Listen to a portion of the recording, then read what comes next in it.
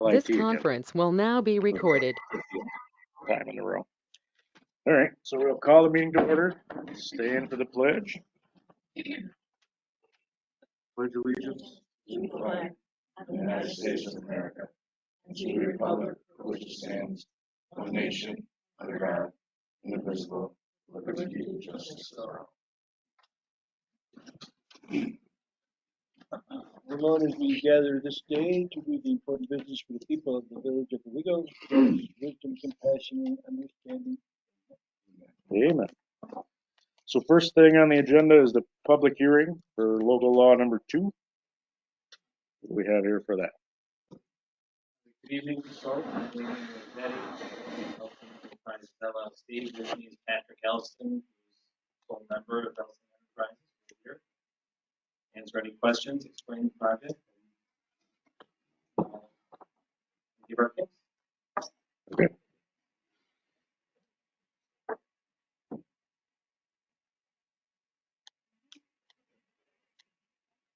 So, do we have anybody that wants to speak about the rezoning? I'd like to understand it. Go ahead. I would say I'd like to understand it more.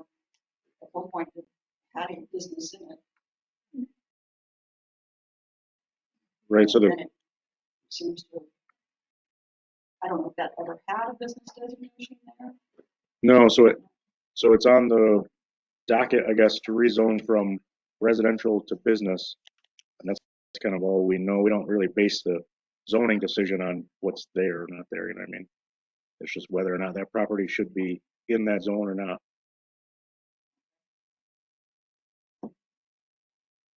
I don't know, specific questions about what was there, what's not there, what, Are there limitations in zoning as to what can be put in there? yes. Do we have any definition of that? What that might be? You mean if it was an R3, what could be, or if it was a business, what could be? Is that what you're talking about? An R3, there can't be any business in there. Pardon me? If it's R3, which is what it's now, there can't be a business in there. Right, I was asking if you did. We make it a business. If you could have restrictions as to what types of business. No, No. pretty much not. It would be like any other business in downtown Owego. You could have anything that's allowed. I don't believe that's entirely true. I'm sorry. I believe it is based conscientious of the size of the building. I mean, we can't just put a grocery store in there because it won't fit. And there are stipulations on what we can put in there. It would most likely be professional offices or something of that effect, or barbershop, something that would maintain if I may, Mr. Elston, how many square foot is that bottom? I mean, there's only so much you can do in an 800 square foot area, and there are restrictions from tearing the building down and doing certain things for other code aspects. And as far as the R3 goes, you can have a business there if you run the business and utilize at least 40% of the property for your permanent dwelling. So that's how the barbershop had resided. But the original barbershop was pre-1990, which is when the new zoning came out. Okay, I figured it would probably clarify some of your questions. Thank you. No problem.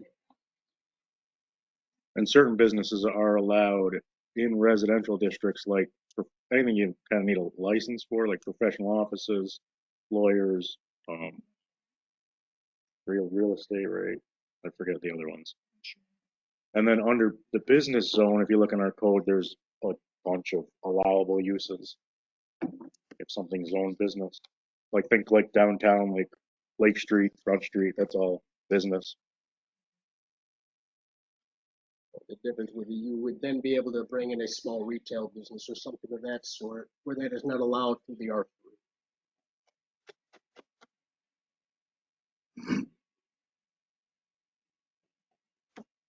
Kevin?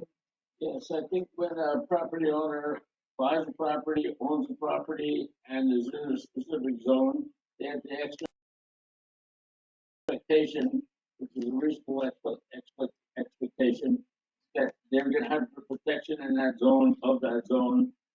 And I think changes should be not done.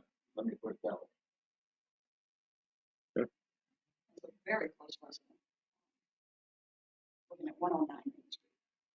I would prefer not to use these on those. Okay. Anybody else? Karen? Right. No? No, I checked with code today, was it no? I always forget where the lines are, but right next to CVS. Yeah. So, no, I think the line is the other way. It's also not the Fuentes. I checked with code on that today as well. Just so we have clear. It's not in the 100 year, it's probably in the 500 year. I told it wasn't in either of those. He is not required to carry insurance on his property. Okay. By the code map, it's not in this. Okay.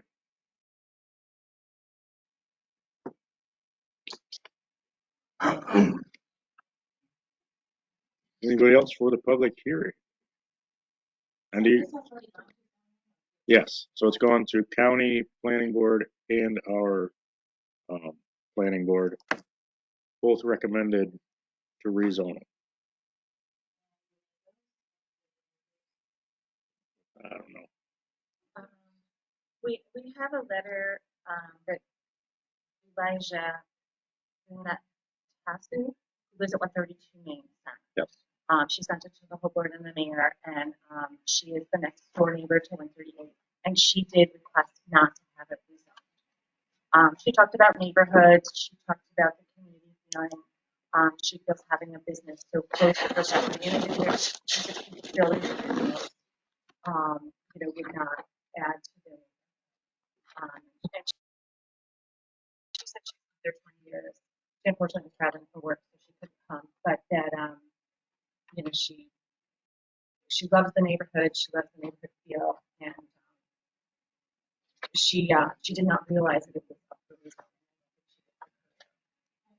I recommend. There seems to be a lot of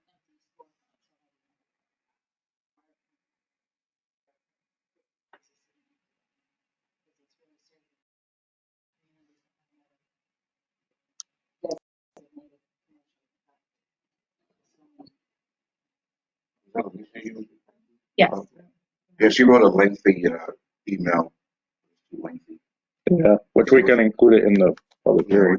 It was 7 pages. I know. Yeah. I did forward that to Mr. Elston as well, as I felt he had the right to know the letter. I know. We also got a letter for the public hearing from Chris Stevens, who lives on Front Street. She says, "I'm sorry I can't attend the public hearing."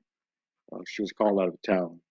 She said, "Please rethink this request for the good of both the residents and the businesses. Some important points to consider: parking issues. Currently, this property has a short single driveway. The property will not be amicable to paving the backyard for parking due to not only the property being in the floodplain, which maybe, I guess that's incorrect, so shouldn't be paved, but also very tight proximity to CVS drive-through parking lot, entrance, exit.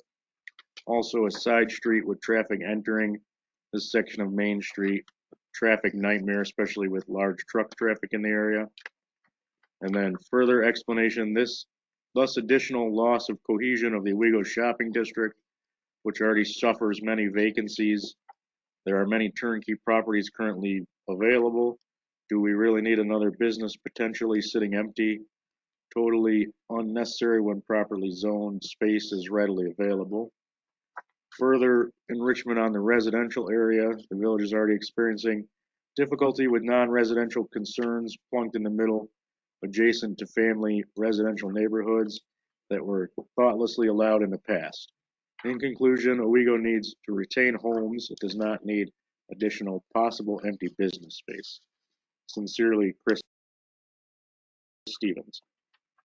So we'll enter that one in the public hearing record too. She emailed that in, just couldn't be here.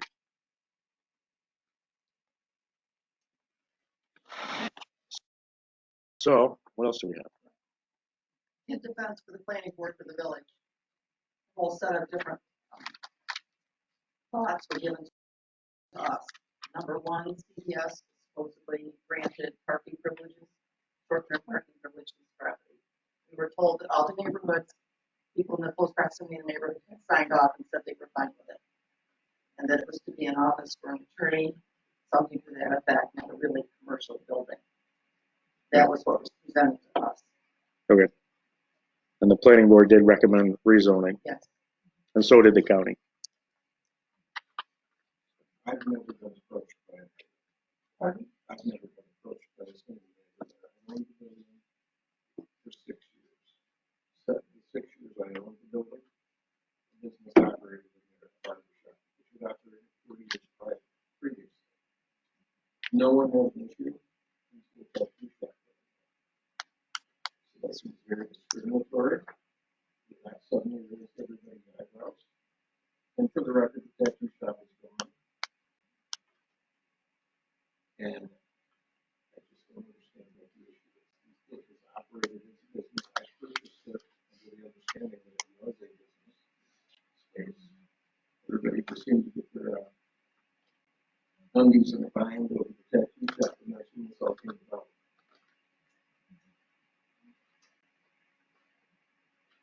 Okay. Here's a question. Did you have something else? And while I may not have approached you, no one has approached me either. So that statement being that the neighbors had been approached is totally inaccurate. I told the neighbors on my street, none of them knew about this. So, now granted, you don't all read the Courier, as we have to now, but Right. you know, that wasn't the case. It wasn't because it's a tattoo, I could care less. I think the fact of the matter is, when you bought the property, you should have checked the zoning. And if the zoning was residential, now let's put an 800 square foot apartment in there. We always do more of those. If I may address that, Mayor, Sure. that is not allowed by code because of the size of the property. Yes. Not to put another apartment in there because of the size, square footage of the property, you cannot do another apartment. So you can't do another apartment. How could you possibly do another Because business? it's not a living area. When you need parking and need access to the driveway, and again, I think this is just more encroachment upon the few residential streets we still have, especially along Main Street. If I may. He was allowed to operate the barber shop there for 5 years without residing in that building. So I think that set a precedent that it was a business building by the village, in my opinion. Just, So it was an error. it was a overlook, whatever you want to call it. I'm not quite sure. I was not on the board at that time. You're in charge of zoning. What was it, an error? You just assumed because Lynn had one that it was still a business? I'm in charge of zoning. I I oversee zoning. Sorry. You know, the issue never came for the boards. Nobody ever raised the issue to the planning or zoning boards or our board to say that there was a problem. Typically, if we don't get notified, like we don't get notified of property ownership changes or businesses that turn over in the downtown that are zoned and you're doing something allowed in the zone, like none of that really ever comes here or to the zoning board. So unless somebody files a complaint, a lot of times, unless we happen to know that they sold the house to somebody else, we wouldn't know. There's a complaint or if somebody asks for a zoning clarification, that'll go to the office for the code enforcement officers, and they'll look at it and they'll make a decision, and then they might send it to the board for clarification or to decide on it, like a special use permit or like the use of a property. So like to say if like the type of business is acceptable in the zoning, they would, business would go before the board to have them decide. But unless it comes to the board, we don't have like enforcement issues.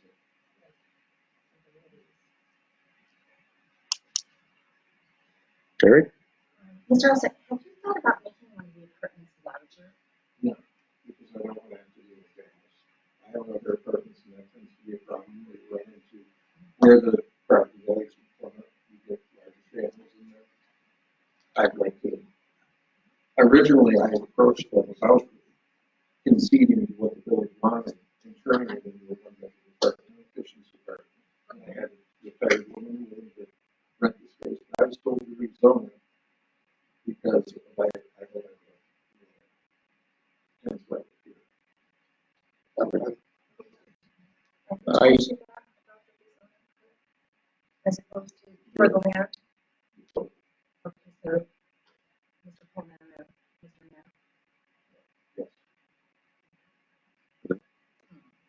I talked to Code today, and they said there is a variance that he can apply for to make that apartment, but I don't know if that would be a viable step. I mean, it would seem to alleviate a lot of the village concern, but I think it may potentially limit his income potential. And it's, here or there, it is not my property, but we do reside in the village. That's where we have to oversee these. I don't know what that variance process looks like. I haven't looked that deeply into it. I believe with the R3, he would have to do most likely zoning board of appeals. I don't know which one would be the easier of the options, but Code today did tell me they think zoning the business would be a much easier and more lucrative step for the village as a whole, whatever it is. Rustic. Yep. So I just piece of it in mind. So possibly there's a possibility for a two apartment, a smaller apartment. I'm not sure about that. Right. All right. So do we have anything else for the public hearing wise?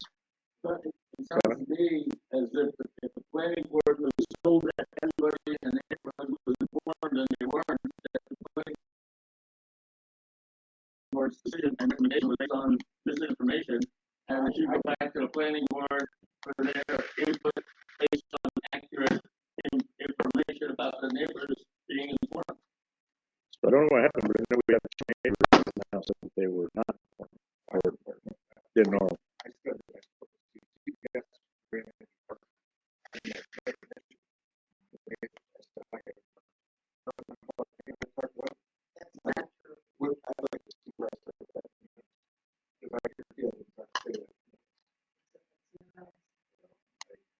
Mr. Mayor, Yep. thanks, folks. Please don't go back and forth with each other. I have to make something board meeting. I don't know. I can't say that they're accurate or not, but it says in the minutes of board meeting. The current business occupying the space is relocated to our facility. There are apartments on the second floor, and all the contiguous neighbors are reported to have no objections to the plan.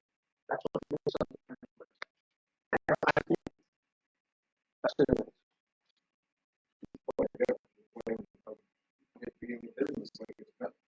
Nobody said anything for 6 years. No. I'm only speaking to one thing, and that's the thing of planning ordinance say there are apartments on the second floor, and all the contiguous neighbors are reported to have no objections to the plan. That's what the planning board said in their minutes. We were just arguing about whether or not that was said. I'm on just bringing up that planning board. Anyway, please. We are hearing from a lot of people, but I certainly hope we're here from these folks. Whether they're buying the time, patiently, that's all fine and good, but we certainly need to hear from Mr. Olson. So you guys want to make it, Whenever they're ready. I guess why you'd like it rezoned? Right. Sure. All right. Mr. Ellison, what is where are you from? Okay. How did you come to the village?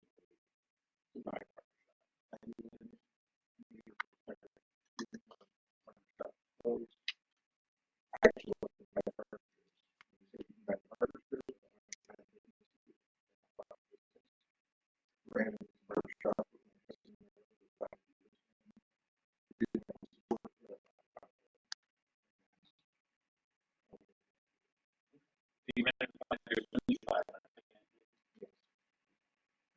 And so you had a tenant in that space after that? Yes. What was the after the conclusion of the project? And how much of the building does the commercial installation have? Do you have anyone in there now? You're not personally the owner of Elston Enterprises LLC.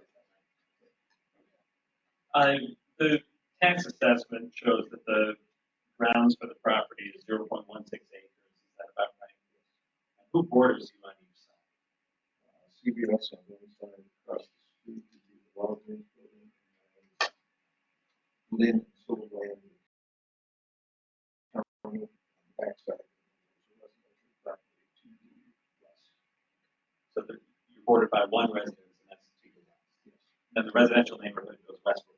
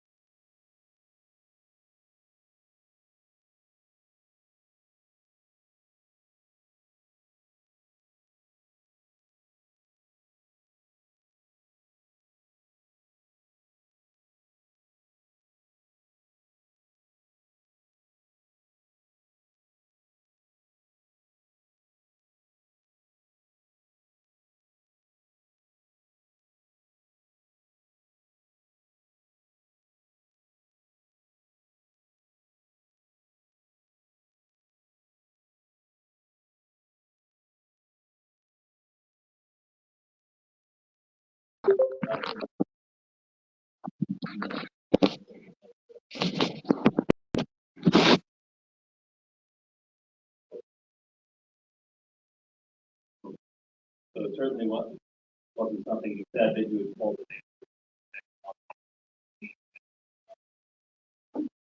report. Okay, yeah. Um, I want to address this.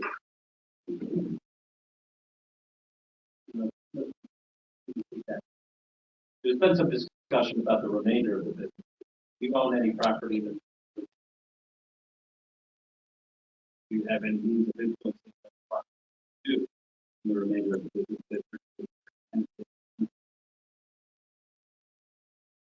It's not your business.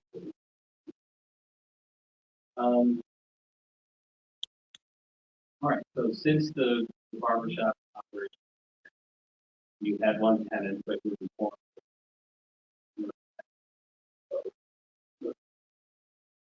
So you've got space there that currently you're sort of grasping for what to do. Is it your intention to do something productive with it? That's why you're doing it. Have you made any improvements to that building during your time? Oh, what? Flooring, park, what? So,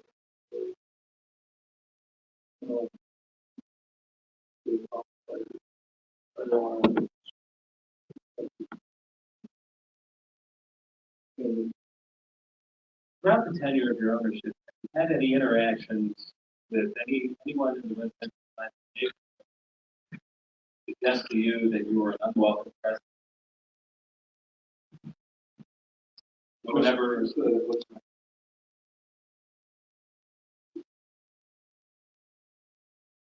Welcome. Um,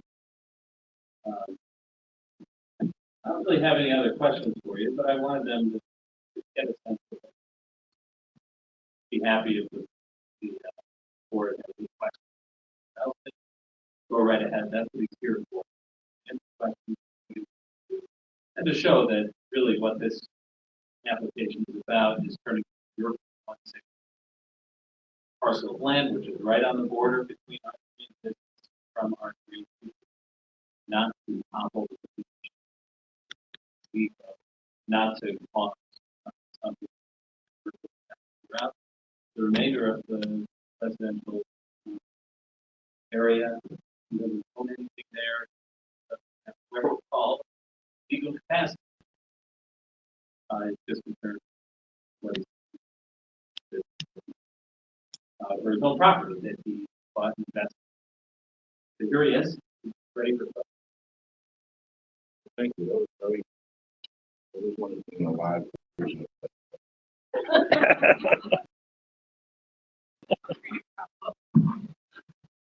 Do you have anything in writing from the doc board that says you have another apartment in it? yeah, well, the grading, Right. but I would put square footage before it lived and sold. And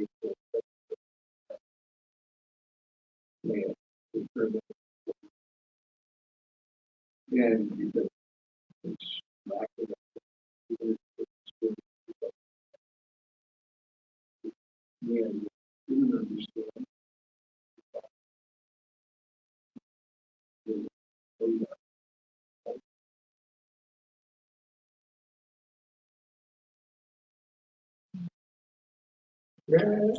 Rusty? So just to clarify, I'm information, that's all I am. To clarify how that works in R3, section 195-63B, it says for multiple dwellings, which means not in different big buildings, but dwellings in a building, or what it, or the minimum lot area shall be, and it has a number of specifications, and then it says a minimum per family unit of the lot area. So when someone if someone has this already and therefore non-conforming is grandfathered in, that's one thing. This is the type of thing that one can get a variance for from the zoning board of appeals, would be this lot size.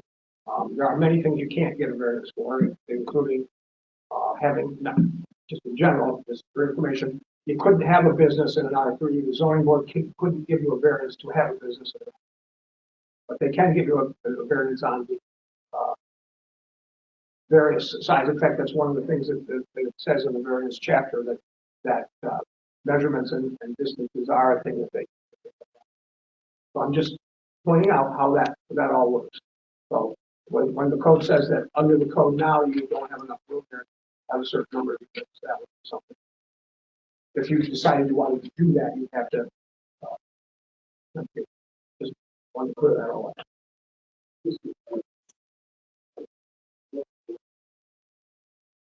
That's called our zoning board of appeals. It's just as you went to the planning board for it, because the law says that they have to give a recommendation to us for a zoning change when you want to have something change, something it's called a variance. When you want inside a zone, things that are allowed inside the zone, you have some degree of wiggle room, and you can ask for a variance. Also, one of the variances you might quite often get is parking.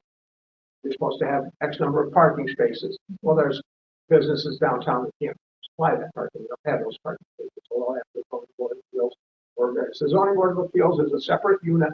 They are part of the village government, but they are governed by New York State law. They are their own entity, just as the planning board is. And we have no say over them. We have no recommendation to them. They get to decide the things they can decide, and that's how that works. Have I made that fairly clear? The qualified judicial to so you make an application and you present a case and you're asked for approved or denied, and you get what you get. So the request for redistricting property is also along the similar lines, but in my view, it is a little more durable than a Board of Appeals request. There are certain legal standards that apply to a variance request that sometimes tricky.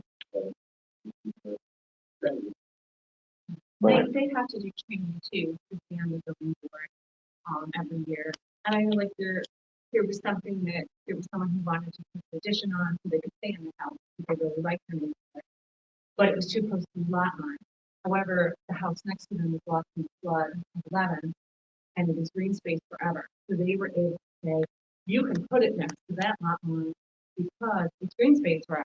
We can't build on it. And that actually made sense. And that's when you want to stay in your neighborhood with their neighbors, as opposed to having, for, there's no building next door. Yeah.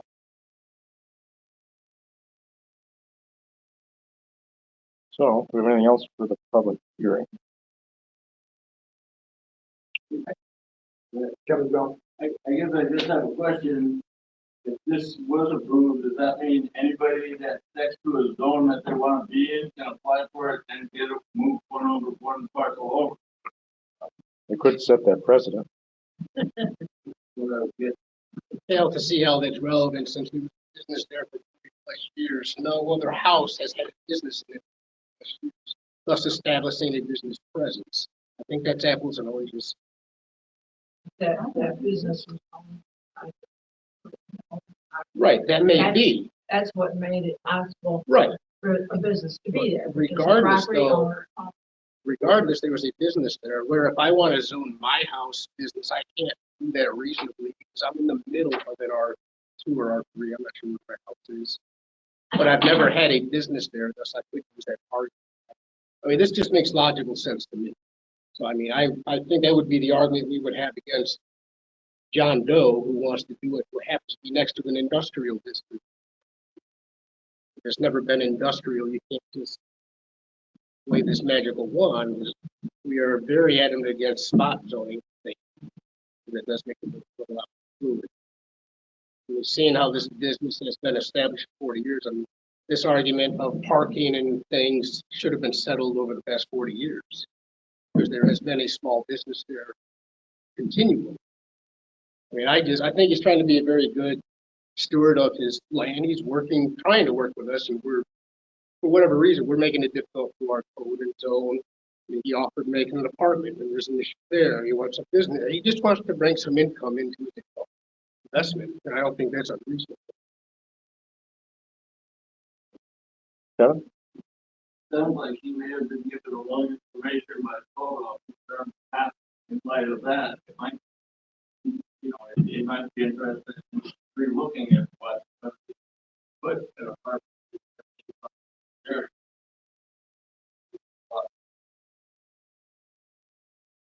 Would that be a thing you would be willing to look into, Mr. Elston? I mean, because no matter where we go with this, if we don't do anything with this now, you can always come back and try to pursue the rezoning. There are options. It's just a matter of how we respond to those options. Trustees, yours? Yeah, well, once again, my stuff is information. Now is the time. When this public hearing is closed and we start doing whatever other business we do or talking about this, that's not the time. If you have something to say, anybody, now is the time. You don't get, unless the mayor unless it's incredibly pertinent, and then the mayor allows you to have the floor, you don't get to then have any say or argument that it is done. So everybody that has anything to say, sometimes I draw it out too long, but it's now or never. Our next thing is to go over the rules, so that everybody will know, for sure. Oh, the rules that we're going to do for the yeah. So if I may, I'd like to just sum it up. Yep. We don't come here just out of the blue for no reason at all. We come here with a 45-year track record of there being a business run out of this property. That's really what prompts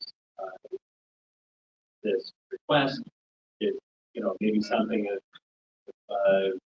we had been around or at the table when the zone run, the request would have been made to just move the line that far to the west to include the property that was already being used. Not to be that. A variance request is not a conclusion that can be that goes similar subject to similar standards. So that being a total question mark, that doesn't really address the request that's being made. of the way this 0.16 acre part of Owego has been for recent memory of almost anyone here. So there's been business there. We're not changing it. If anything, we're preserving. That's the reason. I think there's a lot of common sense here. The term spot zoning was brought up. This is definitely not a case of spot zoning. Spot zoning is pretty see the straight color in the middle. And so I think that any current public along those lines can be pretty handled. And the rest of the concerns have to do with, is this going to materially change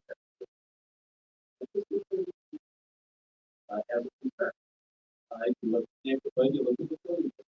There's a fundamental tension we have a zoning ordinance as to say we're going to impair someone's freedom and what they're allowed to do, and credit ourselves as living in a free country. There is that. But a zoning ordinance is itself an impairment of what is considered to be baseline freedom arguments. Hopefully, it's worthwhile.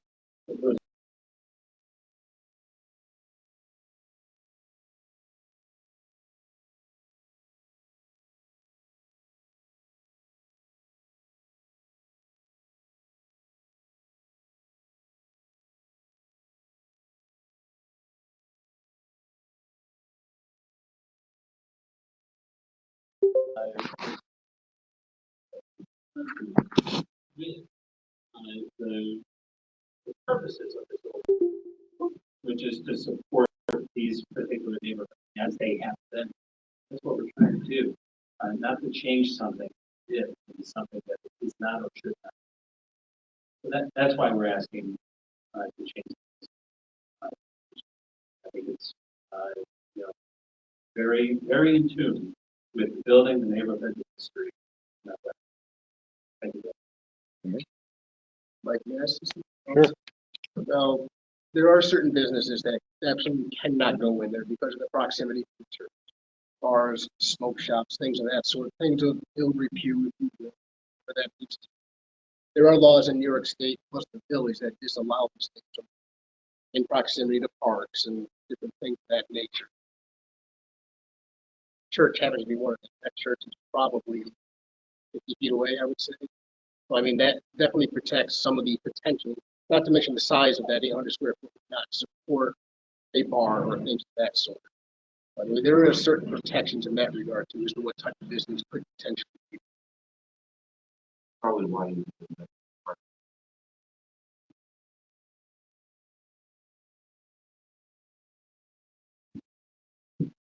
I mean, me personally, when I read every letter that mentioned the tattoo parlor, it looked discriminatory.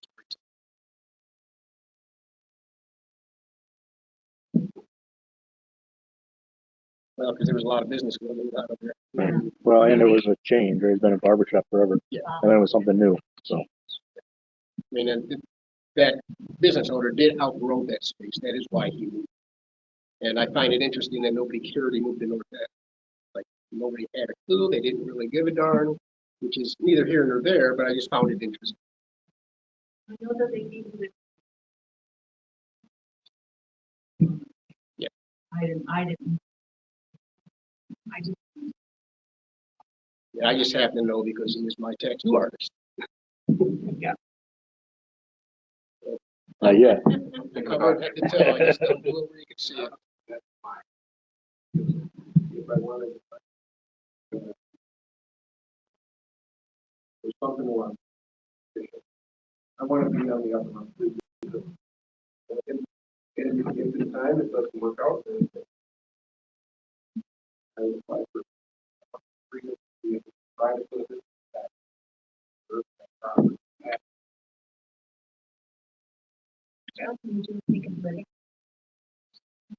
I have a that I run. Okay, just wondering. And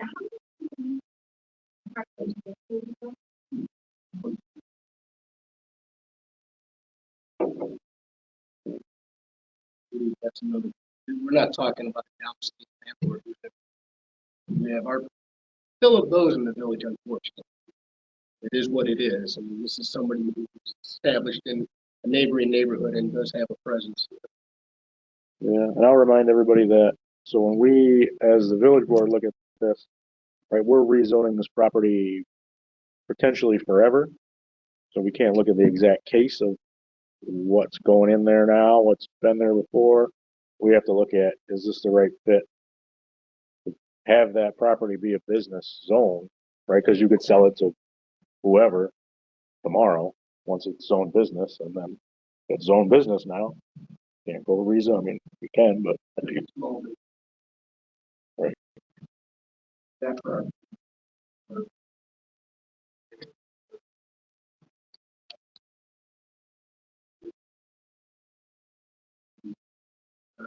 So, Right. It's in my little, my family, like, Right. in my,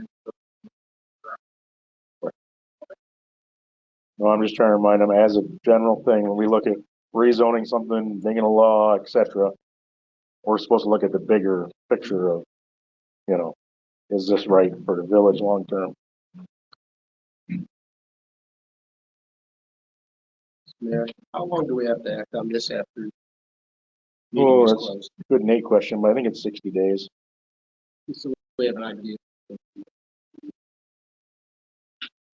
Nate, is that the right number? Yep. 60 days. We got 60 days to respond. Right, so, I mean, what I'll tell you about the process is, right, we hold the public hearing, and then we have 60 days to either adopt the rezoning or not.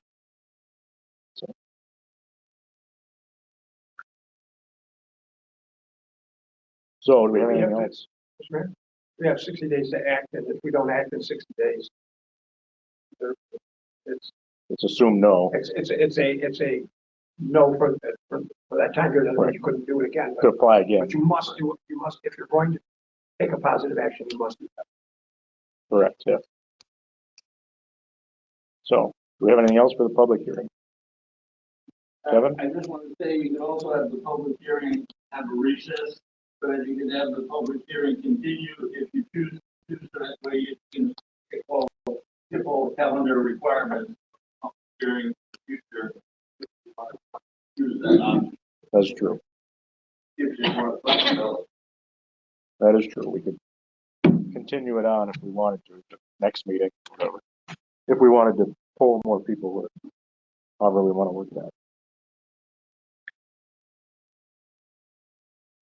So I'll leave that up to you guys. Do you want to close it or continue it? Question, I don't know if anything, these things are real or true or whatever, but we do have a letter from, and in it, it says, I am aware the property was on the market until a couple of months ago for $299,000. Property market?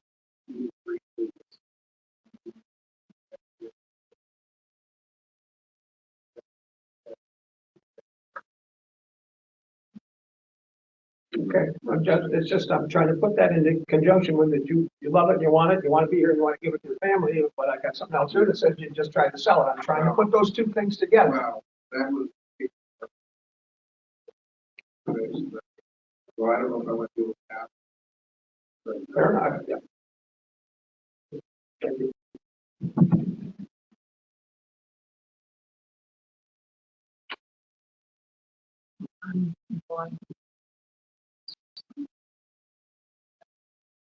It was only the last day or so that the neighbors, residential block.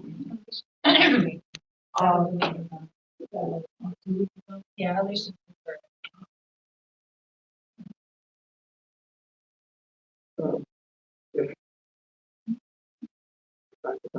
Sure.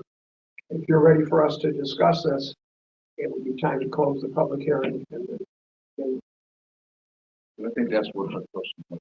Close it. Right, that's the question right now. Can we close it or continue it? We could continue it to open up I at see what the you're saying. next Say what you meeting. want to. Right.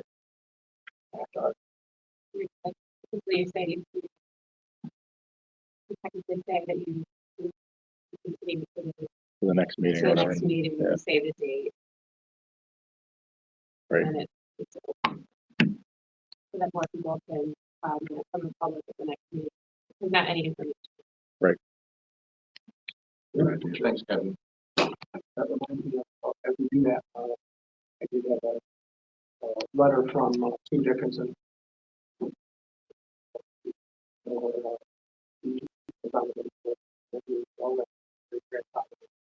Dickinson, who started the bus line in the village of Owego and other various things, and all that out.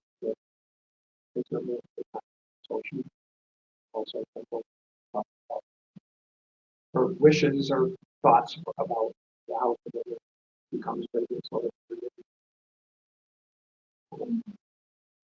anyway, I've got the same idea of it, but that was, of course, her opinion was not. But,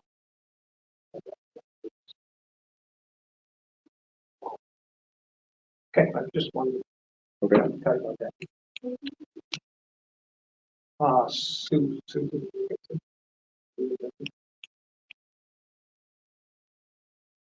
So should we hold it over till next meeting or close it tonight? Do you have anything? Sure. I think the board probably has enough information in order to make a decision. There's a different question as to what polling the community would do if referendum. I think the purpose of hearing is to put information on record. We know about the parcel, what's on it, what zoning district it's in, whether it's flood zone, and what some of the neighbors think about it. So I would submit that you have all that you need for a factual base in order to make it.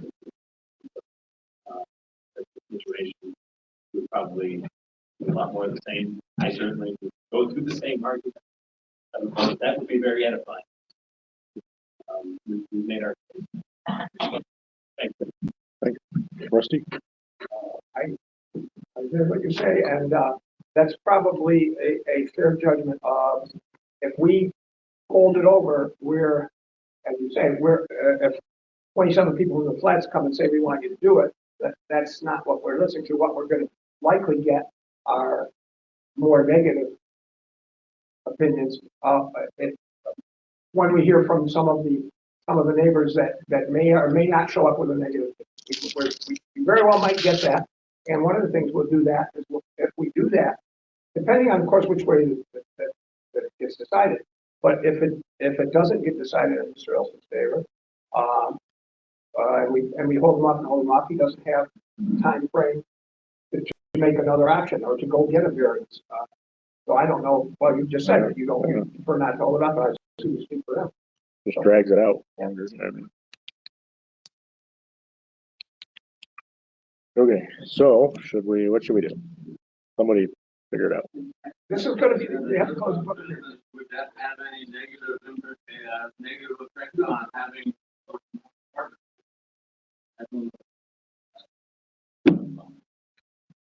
Yeah, I don't know. Don't understand. If it goes to business, could it still go back to a full unit apartment? Oh, okay. Oh, so Would we it have did. to be a business downstairs? I don't think so.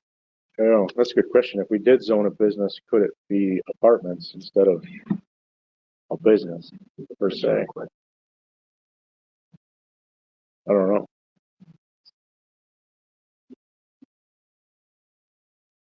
I'm just looking at the business.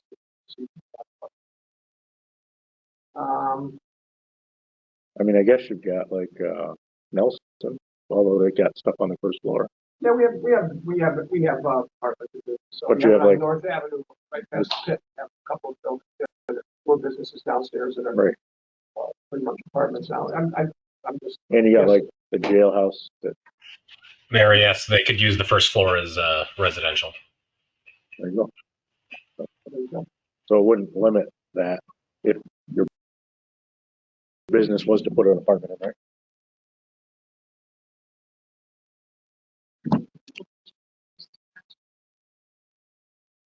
Probably because of the residents, because it talks about like multi-units or whatever. Rusty? Unless there is a large field amongst the board that we want to get more information input, then we should not put the person petitioning is asking us to make a decision tonight. We should not purposely postpone the public hearing. No, I would Follow agree. through on the thing.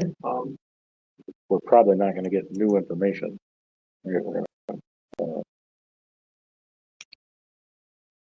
So there's a, we're going to make whatever decision we make. There is a glitch piece. The law says that if the adjoining neighbors protest this action, they would need to, and we don't have a really super formal way to do it, so I talked to Nate about how this would work, but they would have to have a protest. They call it a protest petition to the village law. And if they do that, if once again, information according to the village law, and if I read it correctly, 20% of the adjoining properties protest the change, then it requires a supermajority of the village board to make the change. Okay. So I don't know how this is going to work exactly. We do have a letter from the neighboring I don't know property owner, and whether that's, we're talking today about whether that's considered an official protest petition or not. I mean, she definitely doesn't. We'll tell you if we do postpone this, then we very likely will have an official protest. There are only 4 adjacent properties. So, and the law requires 20% for one foot back. It requires supermajority. A supermajority is 3/4 of votes of the board. 5 votes of the board is 71%. Not enough, so it takes 6 board members to vote. 6 of 7 to pass it if that were the case. And to be honest with you, in one sense, maybe not. Maybe it should be postponed to see if that lady wanted to file such a thing, but I'm not saying that that's what we do or have to do. I'm going to give them the information, how it works. How it works.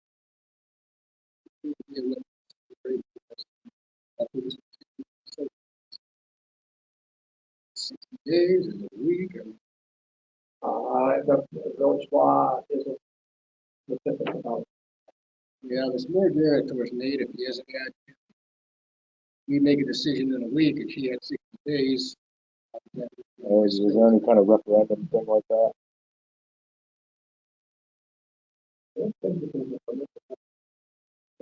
Nate, are you hearing that? It was kind of muffled. So the question is, if one of the neighbors files a petition that owns more than 20% of the neighboring property, how long does that person have to do that? Like, can they do it after we make a decision? Or? No, they have to do it before you make the decision. So if this person, the neighbor who owns the property next door or wherever it is, actually submitted a written objection to this, then that would probably trigger the supermajority requirement. I haven't actually seen. She submitted a 7-page letter objecting it. And we know that she owns the property. Yeah. So that likely triggers it's actually a three-quarters majority vote requirement, which in the case of your 7-person board requires 6 people in favor. Right. So that's already triggered by her letter that she sent us.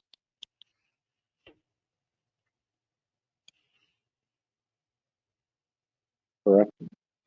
I mean, it sounds like it. Again, I haven't looked at the letter itself, so I can't say yes. Yeah, no, she's very against it. So in the letter, so, and she is one of the 4 neighboring properties. Gotcha. And she does own the property. We verified that.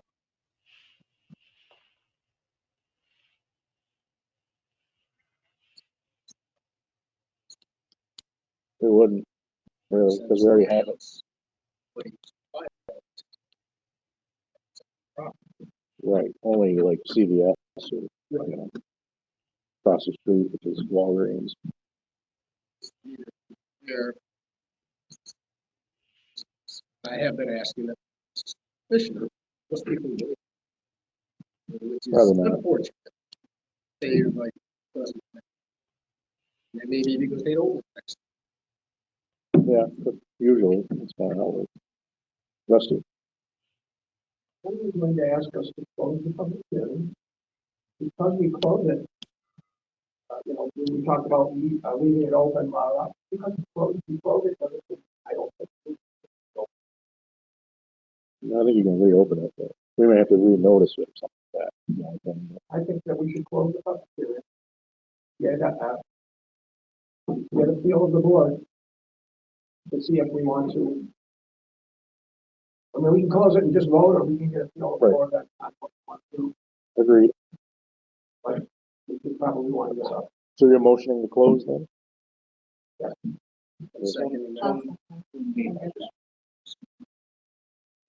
Oh, Nate, Charles is saying that letter. Okay, so we have a motion and a second to close the public hearing. Yeah, you did. Fran? Carrie. Just closing the public hearing. Charles? Rusty? Yes. Laura? Yes. And yeah. That was it. Okay, so public hearing's over. 8:09. So You know, we fuss about taking too long. There's no too long for this. This is important. true.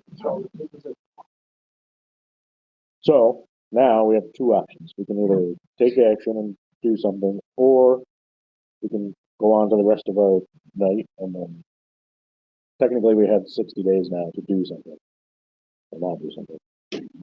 That's up to you guys. What you want to do? From what Nate said, we've got to have 7 yes votes in order to. Six yes votes. Well, it was in order to do 6.2. I'm going to tell you what it is. More than It takes 3/4 of the vote, and 5 votes is 57%. 6 votes is, I'm sorry, 4 votes. 4 votes is 57%. 5 votes is 71. 6 votes of the 7 is 85.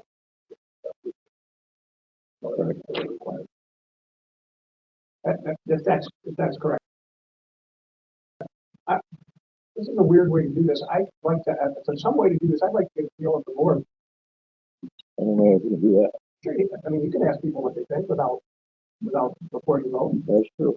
If somebody wants to offer up what they think, they can do that. Well, maybe a discussion. Also, now is the discussion part, and we shouldn't wait till we thought about maybe waiting. And I know we've got people here waiting, but if these folks are here, and they deserve to know. Right. Well, So I like getting stuff done. probably not wait. I like getting stuff done. But, Oh, we don't need to. I think. Okay. And then he could have his name. I mean, that's, we have been this not run. You know, and you know, really good kind of is there alone.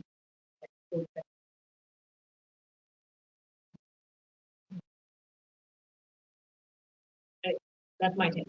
Okay. Would you mind? Sure. Because I always do. Yeah. In the conflict, which it always is, we have a person, a property owner, landowner, citizen that wants to do something with their property, and they should be able to do most of the things that they want to do with their property. That's one over here. One over here is that it appears that some, at least the most important adjoining neighbor, the one that's right next door, doesn't want this to happen. It appears that there may be others that don't want this to happen. Others don't have the same concern that I have. There are several concerns when I didn't say it very well, when we allow something to be a business, we don't know what we get, and we don't know what we're going to get later. So we're not sure about how that's going to work, and then an argument that that's not going to be a big deal. Second thing is that I worry about creep. So good arguments were made that to change this to business. What if the neighbor next door decides, well, that's going to be business, I want my business? And how do we say, oh, no, you can't have a business. We let him have a business, but you can't. Or anybody else that wants to do that kind of thing. It's not the best argument in the world, but it's an argument that it's hard to say no to the next person that wants to do it. For that and what kind of business we have. I mean, well, yeah, once we do it, it's there. So I guess if when I take it all up, I would, and especially with the idea that maybe a situation for apartments could be done, I'm going to not. But obviously, that's table it to the next meetings. There's already that's the digest stuff for a little bit. The arguments. This is my. Whatever. I mean, I've heard comments about business being, the assumption that, is not true. It's good to trying to get a crystal ball with it.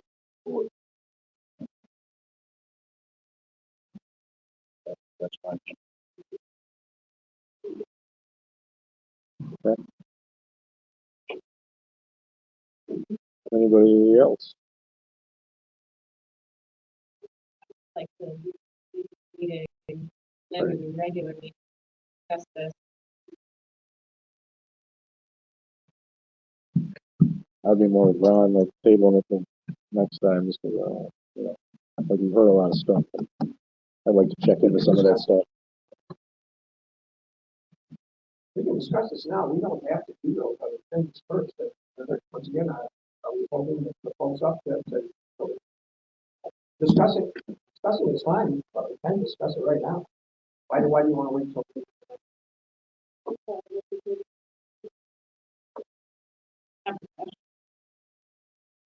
Well, Let's have a discussion about it right now. What do you think? it almost sounds like is there, I don't know, it could change, but because we didn't vote, but it sounds like we maybe have 2 no votes already, and we only have 1. So there's not much point. Maybe we have more. I don't know. But Ron, once again, to Ron's point, generally, to slow down and take time to think that et cetera is not a good although at this particular case, I've spoken with people about this in various ways. I don't think that this is running on emotion. Some things are, that doesn't mean that we should necessarily decide tonight either. But,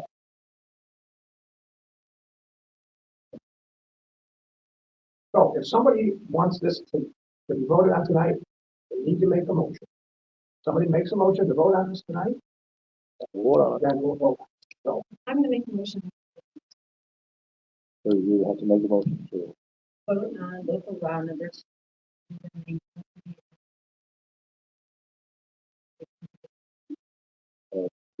accept it.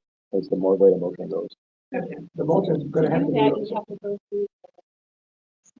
We don't have to go through this. We did them. And we did. Technically, you have Technically, to you have to.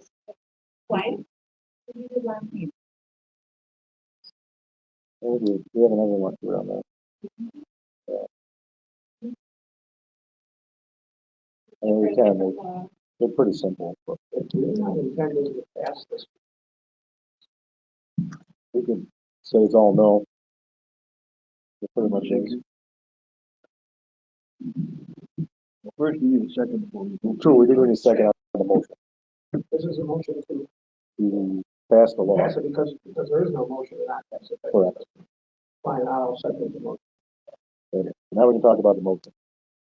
Nate, if we think this is going to fail, if we think it may, we need to go through the secret first. Well, I mean, yeah, you can't do an action without Can't do what we do. review. But you could have a motion in the negative. We can have a motion in the negative.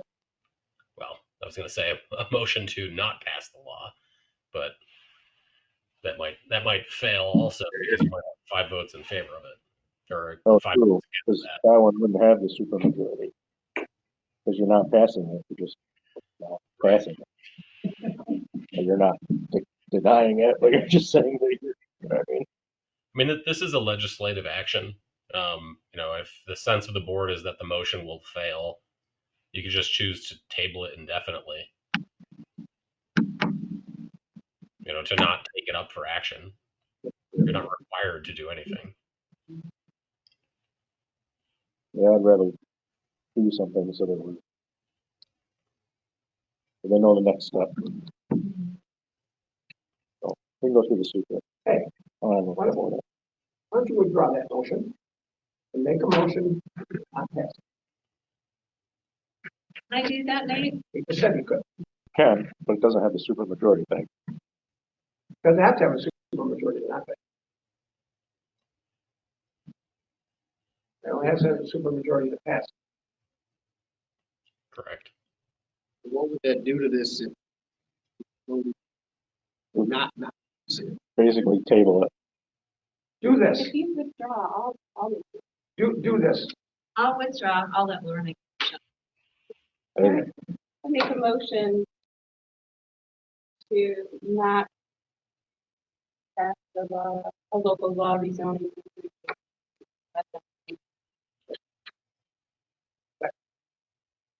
Okay. So we're voting to not pass it. Yep. So it's an opposite vote. So when you vote, think that in your head. There's a reason for this. I know it sounds tricksy and stuff. If we do this, we don't have to do the secret. We can do the secret if you want to do the secret.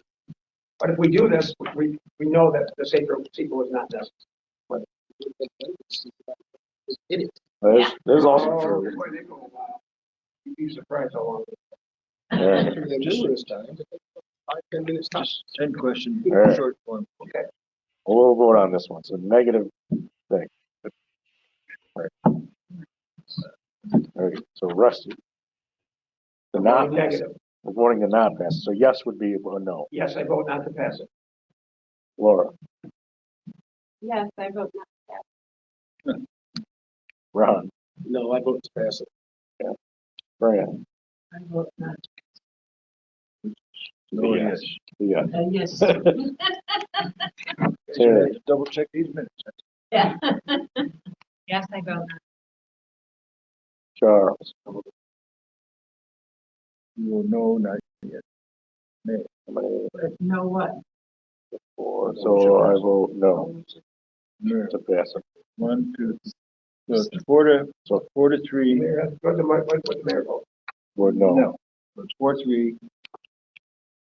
Did not. To not pass it. Not pass.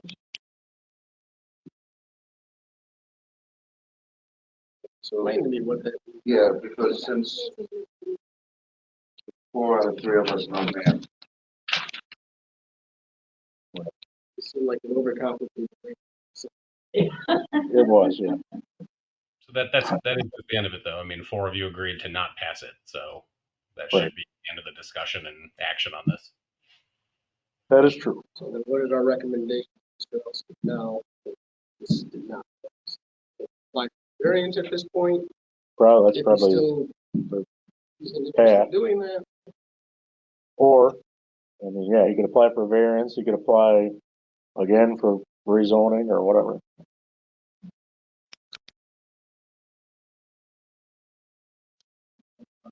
I know, right? Well, Thank you, everyone. Kristen? It would appear that if it turns out that it will require a supermajority to do it, that's very likely. Such a petition needs to be signed by the protest. Yeah. What I'm saying, if we carry this farther, it would appear that that's what will happen. Thank you. Right. Okay. So, moving on, the annual meeting.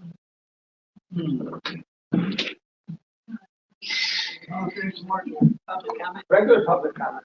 No, No. no, we're gonna do the annual meeting. No, not yet. We're doing the annual meeting. So normally tonight would start with the annual meeting, and then we would do public comment after that. So, which the annual meeting is because it's our first meeting of the year, the new election year. So it sets all of our like attorney and bank and all that kind of stuff. Okay, so we already did the pledge. We're gonna open the annual meeting at 7. We're open at 8:21. Hey, Mike, Yeah. I heard the machine talk to you a little while back that says, we are now recording. Does that mean it didn't record for a while? No, it did. It just keeps disconnecting me, screwing up. All right. I just like. I love our technology. I know. So, and then we got all new stuff, and you see how good that's working. So, we have the following appointments. So, village court clerk is Diane Gregory. The village deputy court clerk is actually vacant. That was a change. Just take her off. Take her off. Who's that? The deputy court clerk, she denied it. So it's just sorry, I was talking. So we don't have a deputy court clerk. right. Cross out the deputy court clerk. Yes. So we have an associate justice, Michael Greenwich, for when the judge is not available. And our village historian, Elisa Basil. I screw that up every year. And then our deputy clerk treasurers are Kim Norton and Nikki Arreo. Screw that one up. She says Nikki. I don't say her last name. You do this, so we don't have to approve those as they stand. Correct, yeah. Thank you. So now next we go into our motions. And if we just want to go around and take one each or however you want to do it. But. Yeah. Right. Yeah, I want to do one little thing to it. Right. To make it easy. Real easy. Rodney can write it right down. Whoever's going to start, say I start. The one that's going to go next will second mine. Right. She'll do the next one, the one next to her will second it, so we don't keep frogging all over the place. That's true. Is that a good system? Make the note taking Put that in the easier. rule. Are you ready to Put that in start? the rules in the back. You want us to read the whole thing? You don't have to. Just sum it up. This is the bank. The bank. The first resolution about Chinook Canal Trust Bank. So moved. Second by Laura. I second. Yeah. Any discussion? You probably do these individually. Rusty. Yes. Laura. Yeah. Yeah. Ron. Yes. I just called you Dave. That's weird because I called him Ron for years. Fran.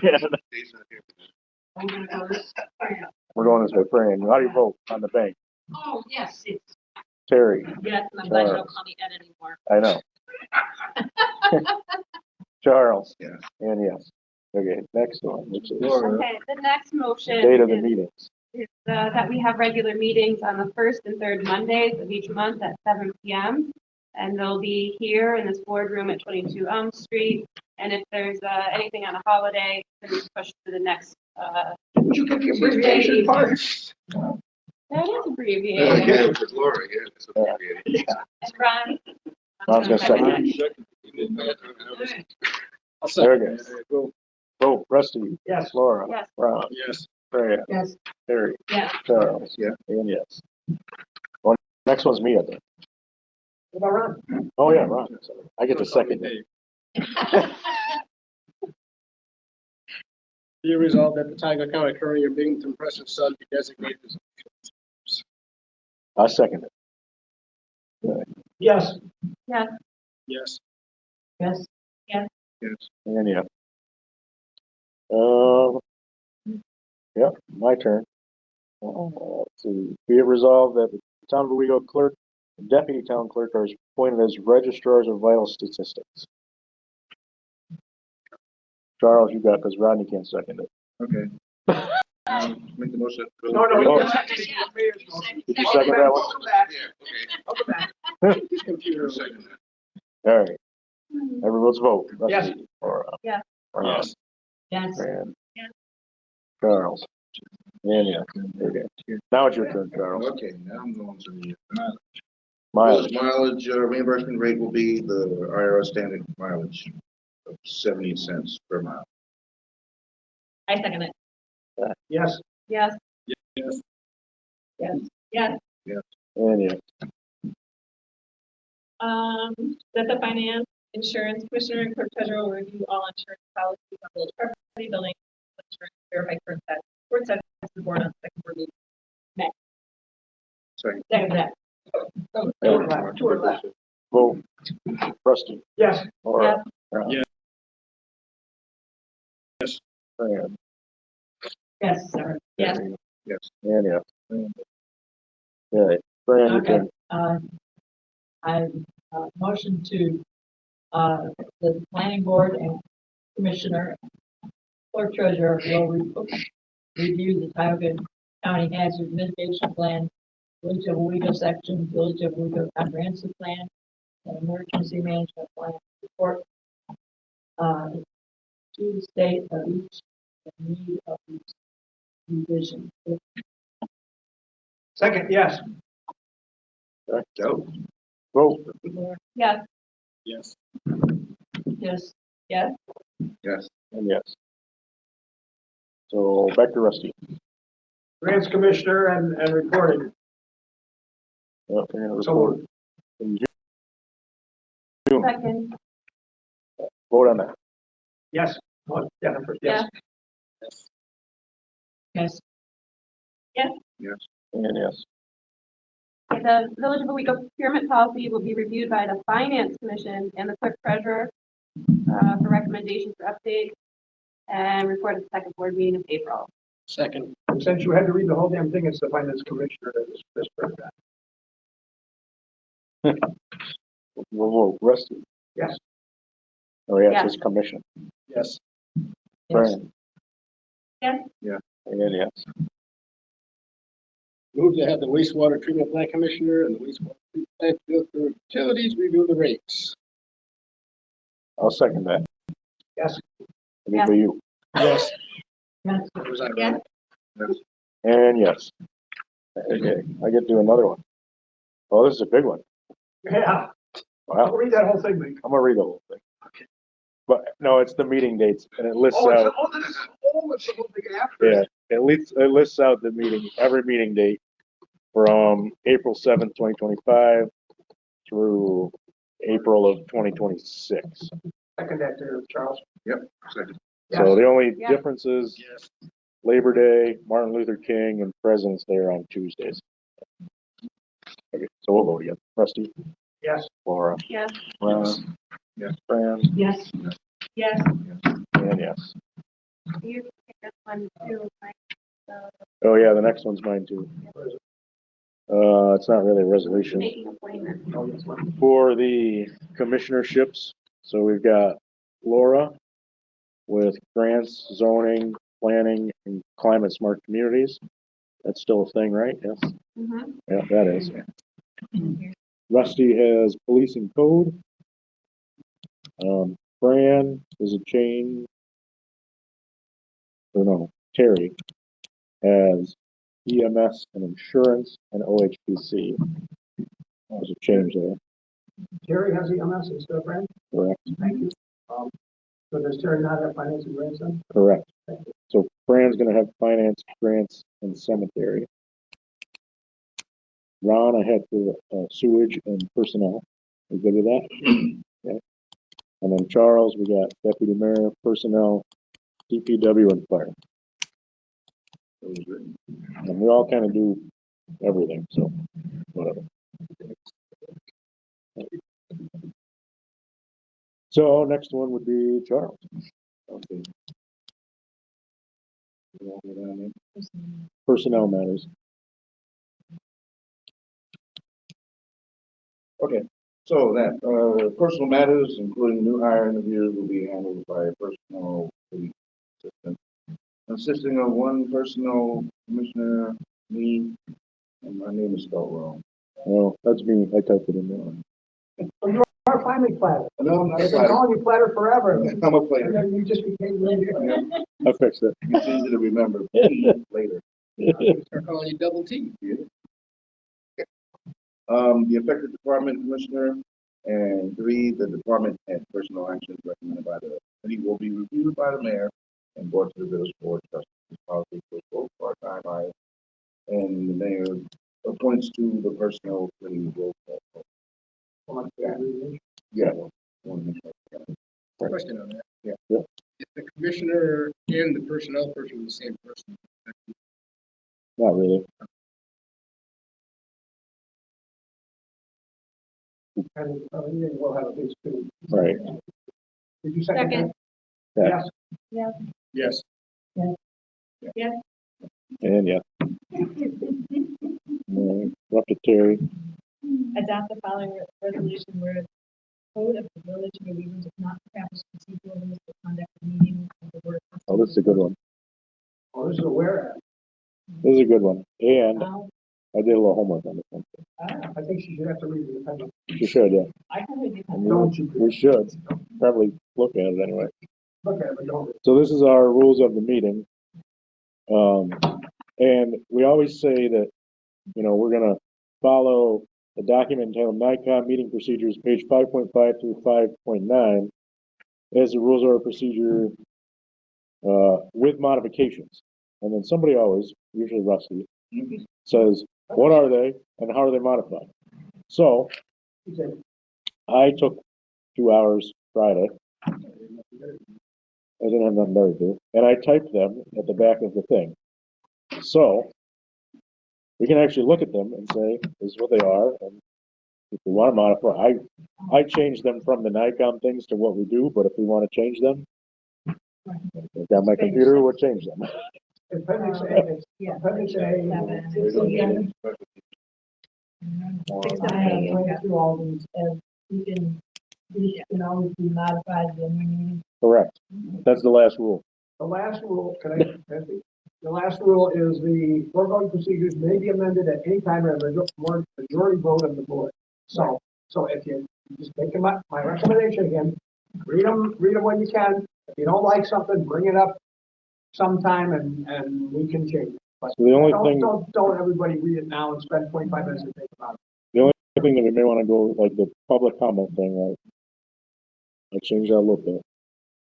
But basically, the public may speak only during the meeting's public comment period and at any other time allowed by the preceding officer, which is whoever's running the meeting. Good. Individuals wishing to speak to the public comment period must sign in, so we can include you in the minutes. The speaker must be recognized by the preceding officer, and you must give your name, address, and organization, if any. Interrupt you for a minute, Mike? Yep. And that's something that I constantly ask, and I didn't ask it tonight, but always ask that the person identify themselves. Right, because we may know who they are, but other people probably don't. Yep. Right. And then we put in there a 5-minute time limit, but we typically don't really enforce that. You may have the ability to. Right. Right. The presiding officer has a watch that's very, very slow. Yeah, It's his watch. Yeah. A big one is all remarks must be addressed to the board as a body and not to individual board members, because we've had that issue before. Somebody wants to come yell at one of us. And the speakers must observe commonly accepted rules of courtesy and, not be attacking somebody. The consequences of that problem is direct. That's why I stepped in. We can throw them out. I'm just curious how that would work. Yeah. Oh, it's worked. Yeah. Mike, I wouldn't mind if we had, I know we're not supposed to be doing this right now, but I wouldn't mind if we had in there under the all remarks must be addressed to the board of the body, not to the board member, and not to another member of the public. We do not want to get back and forth arguing or talking. That's not what we're doing. Now, the mayor can certainly allow any of that that he wants, because he's got an office, but that's not, we've done that too many times. Running long enough. Yeah. So those are the main things. And I changed from the Nikon rules anyway. I changed the. You missed an overnight. It did? Recording equipment is required not to work 75% of the time. I know, yeah. Only when the county IT does it. Shared services. Boys back there are having a good time. There was something weird about special meetings. Right, right. Which is how the Nikon rule always was, but we didn't quite work that way. We don't generally allow a trustee to call it. Right. It's in the rules. We can take it out if you want. But. Assuming they acknowledge it. Right, it says they have to notify everybody. No, that shouldn't be in there, Mike. It should be a trustee could request a minutes call. So you want me to take out any trustee? I don't know, I was looking for. I don't think a trustee should be called. So you can say a special meeting may be called by the mayor upon notice of the entire board. I mean, a trustee could still ask for the mayor to do that. Certainly, but that rule says that a trustee can do it. Okay, I took that out. Well, how could you have something happen to the mayor? You didn't know until the next regular meeting. That's true. Like, what if I get hit by a bus? Because it does say mayor, not preceding officer. But you don't know it's per. Or if you were hit by a bus, the deputy mayor would take over. That's true, and he would assume all my stuff, right? Yeah, I'm not planning on it. Once again, these rules aren't. They're not set in stone. If we have an emergency, then we'll take care of it. And we break them. Do we have one written in stone? That's the time limit for trustees. Oh, I forgot to add that one in here. No, actually, it says the opposite. It was actually 15. But once again, we don't have to go through those. Yeah. So anyway, there they are at the back. There's modifications, then we can do that. So we have who made the motion to do that? Barry, I think. Yes. Okay, second. Second it. Yes. Yes. Yes. Yes. Yes. And yes. At least we have what they are this year. So the last thing is just the village election results. They were Ward 1 trustee Laura Spencer with 76 votes. Ward 2 Ron Felton, 80 votes. And then Rusty Fuller, 78 votes. I gotta say, I was number one. You were number one. Again, you were last time. I used to be in this spot. I know. I don't know why so little people come out. It is discouraging when 80 out of 3,500 come out. I agree.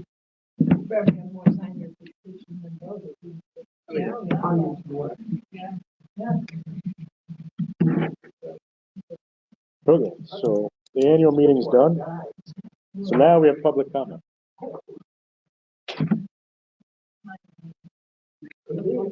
Maybe. Stand up first.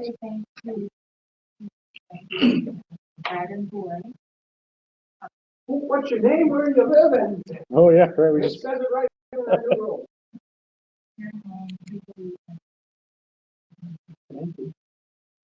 So I just want to say thank you. Clean that last night, be out of there. Right by the thing.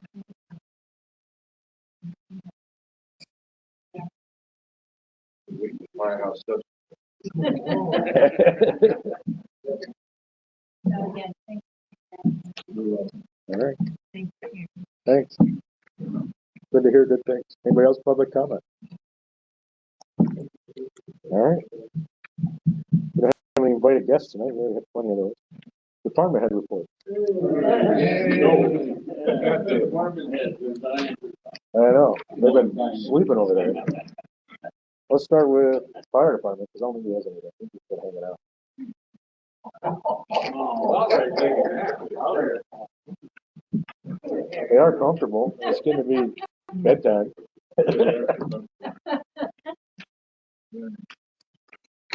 This is a good plan, Mike. Bert's got important stuff I for us, know. it could take some time, so let's get the other guys the heck out of here. So do the other guys, though. That's the problem. The three left.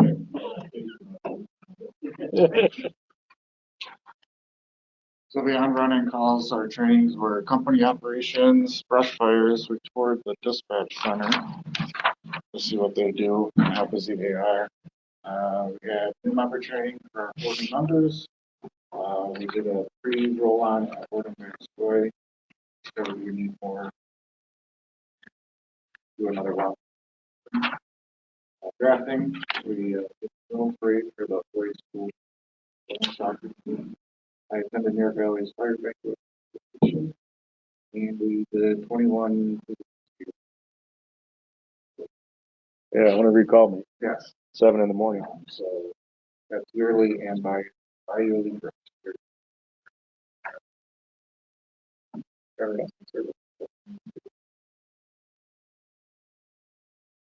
Sweet.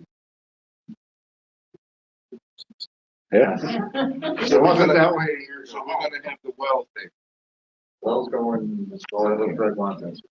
Like that was given to us at Fire Board. Right now, they're responding with approximately 100 per call. Last year, time.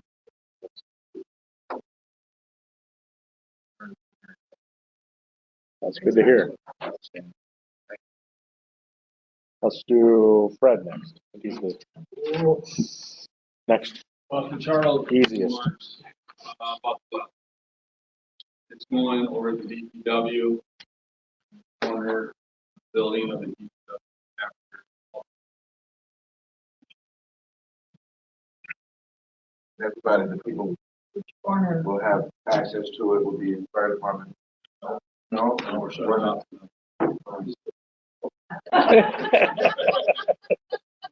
We should have had it in months ago. Yeah, So so that'll totally alleviate us from, other. Yeah, for filling fire trucks and stuff. And I love the piercing question, which corner? I mean, Okay. there's 4 corners on south, north. But one at each. If it's cockeyed, it could be northeast. What's that? What if it's a cockeyed building? It could be the northeast There you corner. go. Could be. It's going to be on the north end. What do you think you're paying guy? What if, Now you're just being ridiculous. you know, what's the deal with you? So, I got quotes for the pigeon manure and the clock tower. Yep. Sunscreen, as everybody knows, wanted 65. Yeah. And I got one quote for the cleaning up is $39.52.68. $3,900.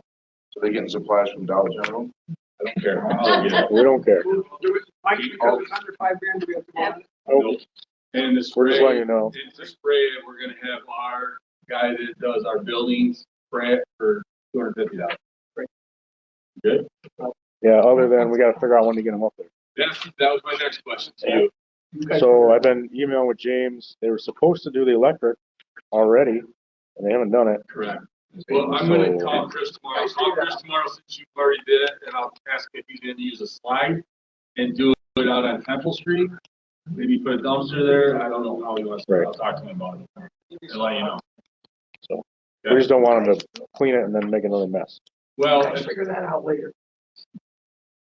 Rusty? Yes, sir. It's my time. Oh, you're right. Sorry, Mike. Sorry. Next question, next thing I got in mind. Yep. We cannot open up the baby pool this year until the 3 skimmers are fixed. And the quote is $7,100 that we've been bandaging for 3 to 4 years now, and they totally cracked. Yeah. Full of water. No, we had to close it last summer Well, yeah, we did. at the end Yeah, we did. because we were losing so much water out of it. Well, they freeze and refreeze. Yeah, I mean, they've been in there for Plastic. God knows how. But they've got to Except you got to jackhammer them all out. jackhammer the concrete to get it out. Yeah. But at that time, and that can be done. Right now, I can get it done this week, hopefully. Is there a possibility? Lining, oh, it's a lining? It's a lining. Okay. Well, because it sits outside in the leaves and mud and much chlorine we put into it still doesn't keep it. But we do have one of those machines that go down and suck up the. How often is that? I've never Every seen it. day. They use it at night. Yeah, And every then we day. use it for a month straight. Okay, I Yeah. just want to make sure that. Shark. That, emergency, chairlift works again. Last year, that was like a. Just don't want to get hit by somebody else complaining about handicap accessories. What line item would this? So that's the question. So in the pool, we don't really have money set aside. So we do have a contingency for the overall village, which we can take it out of. But I don't, like, I'm looking through the budget now, I don't see one in DPW that has $7,000 in it that I would say take it out of, you know what I mean? Yeah, we're tight.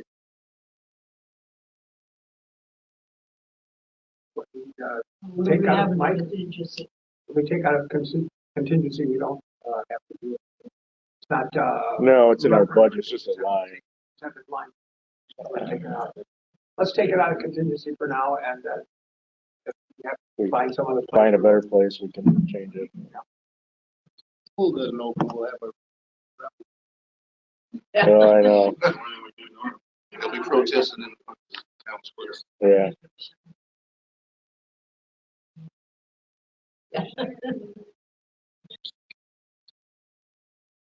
Yeah, it was. Yeah, I got it Friday.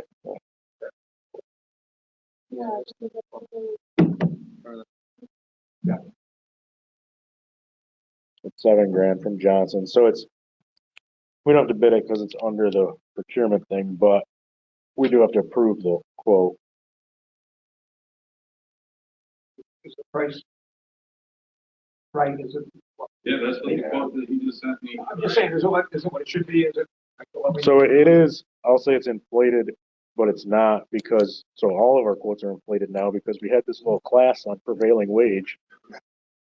And all of our subcontractors that do work for us have to pay prevailing wage.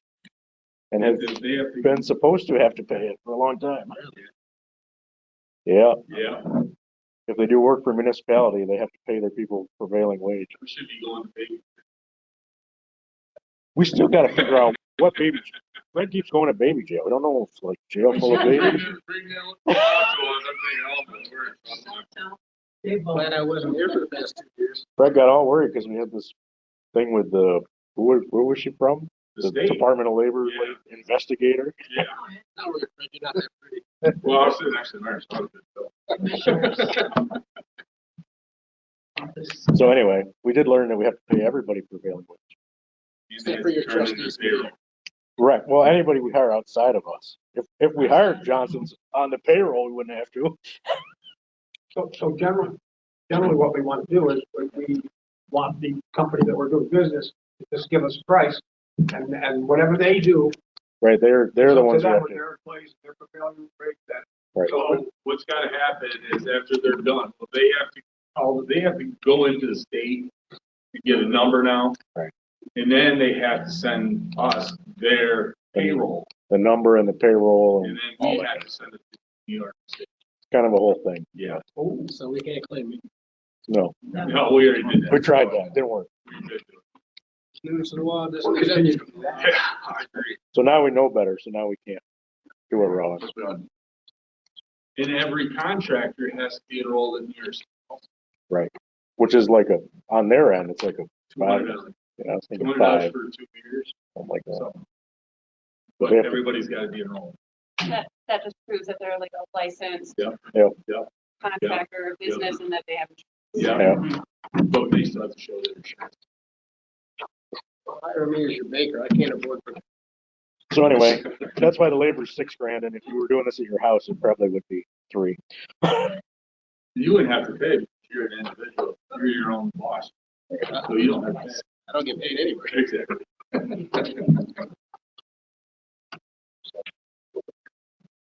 So do we want to do a motion to pay this out of contingency? I'll do a motion to pay the name. I'll second that. Okay. Any other discussion on the pool Did we put a number in where it's coming from? contingency? So I know, Overall, but Oh, you want the, We put a number.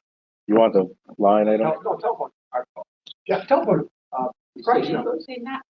Oh, Not to exceed that kind of. yeah, I mean, this is the thing, so it's gonna be that. Not to exceed. Okay. 6,100. 7125. 71250. They got gluten in them. Somebody back. Wash your hands when you get home. Yeah, because Yeah. Charles always gonna seconded. yell at me. I seconded it. Yep. She won't be able to hear it. Okay. Any other discussion? Rusty? Yes. Laura? Yes. Ron? Yes. Fran? Yes. Harry? Yes. Charles? Yes. And yes. Okay, so we can open the pool hopefully early. I'm hoping that we're gonna start next week. No. I can tell you, sir. Mike, have you talked to the board about trying to open the pool? That's the goal. That's the goal. So we got that grant last year and that was the idea of it. Was to open, it's not official yet, but open Memorial Day through the end of school on the weekends and maybe do swim lessons too, right? Oh. Right, so we started, We so got we the started survey? advertising for, Last year. I wouldn't start advertising. That's with the part of the percentage of their pay raise. Right. So that grant we got, and that lasts for 2 years. Right. So it'll be last year and this year. Oh, So we gotta, okay. we gotta pay them. So that's kind of like practice, I think? Mhm. Wow. That's kind of weird. All right. And we did That's buy kinda looking the forward. lifeguard, rescue floaties from that grant. Right. But here's the other bad thing. As of right now, we only have. So, We gotta do some more count. okay. As usual, still looking. Do we have the director? Yes. That's the thing. Yeah, she's pretty much kind of under contract for the next couple of years. Okay. Perfect. can't leave, right? Yeah. Yeah, that's always the hardest part to do. It is. It is so much. You have to class. Yeah. I have a question about the fire chargers. Could you install both of them? No, just the one. We can only get paid credit if we install both of them and that we show that they work for, like we plan to have them in operation for 4 years. What So, am I gonna do with the other one? well, you just install it so that way we can get Put it on the other credit, wall. that we can Put it get on the wall and say, reimbursed. yeah, looks good to me. You probably got to put it on like the other wall so you could plug 2 cars in eventually. I would just Yeah, we have to put it on the show other them wall. And the schools, right, like. being used in operation so that we can get I'm gonna use one at a time. reimbursed for the purchase. Otherwise, we would just keep the purchase and not have the. No, we'll do that. No. I mean, we have it, right? Yeah, we have. So We you might have as well them. put it up. Yeah, but I don't know about breakers. I think. Yeah, it takes decent amount of power.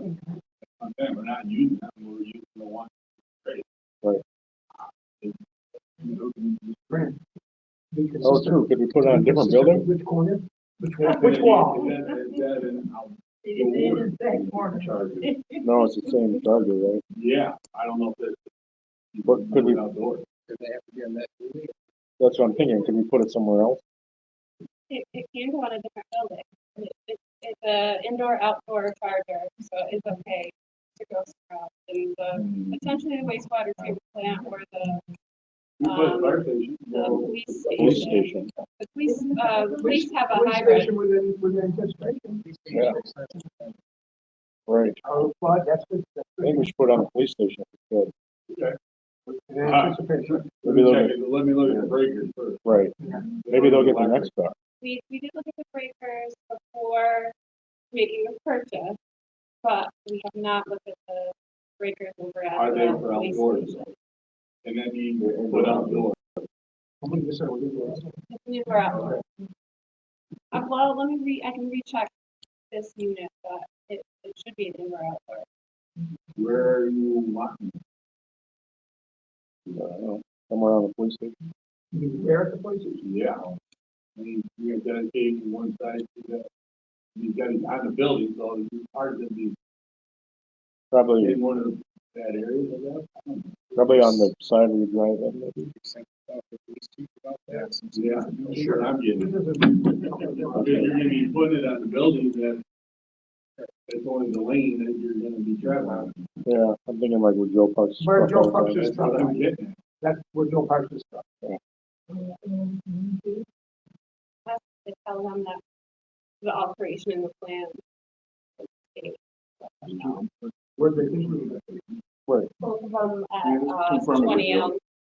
Well, but they don't have a car yet, so we're just putting a car there and just in case.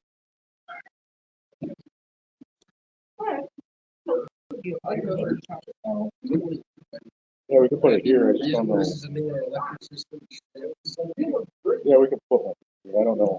We are technically The building is. The building is outside of that. Oh, that. Put it in the park out. Yeah, right. We could put it here too, I guess, because both parks are car here. I don't know, Yeah, that's what I'm. not on the side of the building. How are you gonna get to it? And a long course. Right, drive up to the wall? Got a long course. trying to make solutions, Fred, no problem.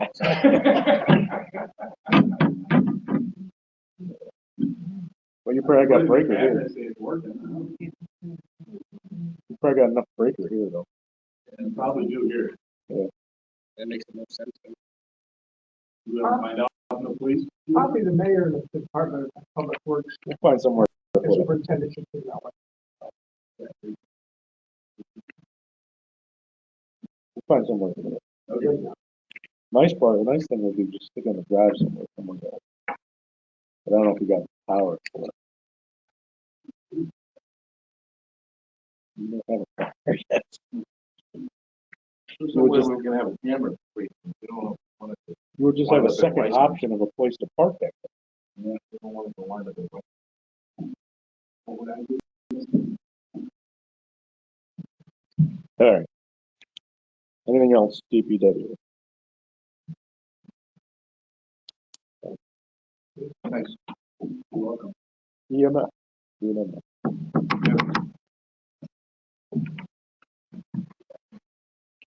So far, as of right now, we've had 436 calls for help this year.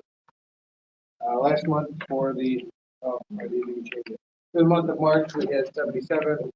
We only went usually one. No new members or resignations yet. We should have one. 2031, 30,000, no issues. 2032 still out. They haven't even started working on it yet. That's giving another 6 to 8 months. 2033's got 170,000 miles, and the auto eject connection, the battery issue started today, so just to look at it tomorrow and determine what we've got to replace with it. 2034's got 47,000 miles on it, and last night the rear door anchor on the driver's side broke. We've got to order one. So we got to fix that, but that's just to hold the door open so it doesn't blow in the wind. 2051, 50,000 miles and no issues. Thank you for your special meeting last month so we could order the Zoll monitors. The team appreciates it, so that way we can bring the old ones in and make sure that it's going to work. Our 5 per diem staff is working out Did well. you see Nate's note on that? On The monitors? there was a note that somebody wanted to change something, but I didn't. Yeah, Nate said that we shouldn't do that. All right, well then we won't. Shouldn't do the whole thing. No, there was They a want us to change in change the clause. shipping. A shipping clause. They wanted us to take liability on the shipping. So if they got damaged, they would be on us. All right, so good. I'm glad thank you, Nate. Yeah. I'm glad he was able to read through that, so I can just say, no, Right. Keep it as it. I didn't know if you saw the note back because it was Nah. this afternoon. All right. Our 5 per diem staff are working out well. 2 or 3 to run on their own. And one of them is doing very well at their state level. The paramedic, he just got his letter today, so he could be shipping it to me anytime so we can get him cleared and run on his own next Monday. And then the other 2 are still working on the clearance process, so we're making that. Our admin slash deputy, he's working out very well. It's a slow learning process, but he's got an awful lot to learn, but he's very excited to be back in the EMS and helping out and that kind of stuff. So right now his first task is scheduling, then it's going to be the administration files for the personnel, and then we're going to start working on it for every agent because they're not going to visit. So that's that. Also tonight I'd ask you to hire 2 more per diem paramedics. We have their paperwork and all through civil service. I sent it to Mike, we've got their application and all their certs. The good news is they're currently volunteers. So once you guys hopefully approve them, then they can submit their resignation to 501c3 and eliminate the confusion in the workers' labor issue. The catch with one of them is they won't report to me. They're going to report to the mayor. So there's no separate. So they're all cleared, ready to go. Yeah. Yeah. I'm looking for the note. So she'll be working with, Mike and Mr. Waddell and the sheriff. We have 2 sheriffs now. Hey, question. I'm playing catch up here. No, that's fine. What is our personnel status now in the EMS? So we have 1 full-time person. Sonia just left and went per diem. And then we have the 4 other folks that we hired. 3 of them are basic EMTs. 1 is a paramedic. So this will be 2 more paramedics. And then there are actually 3 more applications I want to look at for per diem folks. 2 more paramedics and another EMT. What is our volunteers? How many people are on the books or how many people show up? There's a big difference, right? I'm going to say 15, 20-ish show up, but it's varying a lot more than it has in the past, obviously because of all the issues we've had lately. And people's lives have changed. There's more people out of medical now. There's people that are having more work commitments, so they can't run all night long. And so we're making adjustments to accommodate people's lives and what they're willing to give to the community. So we're trying to do the best we can with the volunteers. So the goal is we put the schedule for the month together, right? The volunteers get the first pick to say, all right, I want this shift, I want that shift, whatever they're willing to do. From there, then we go to the staff, the per diem staff, and say, all right, we have these holes. What can you fill? What can't you fill?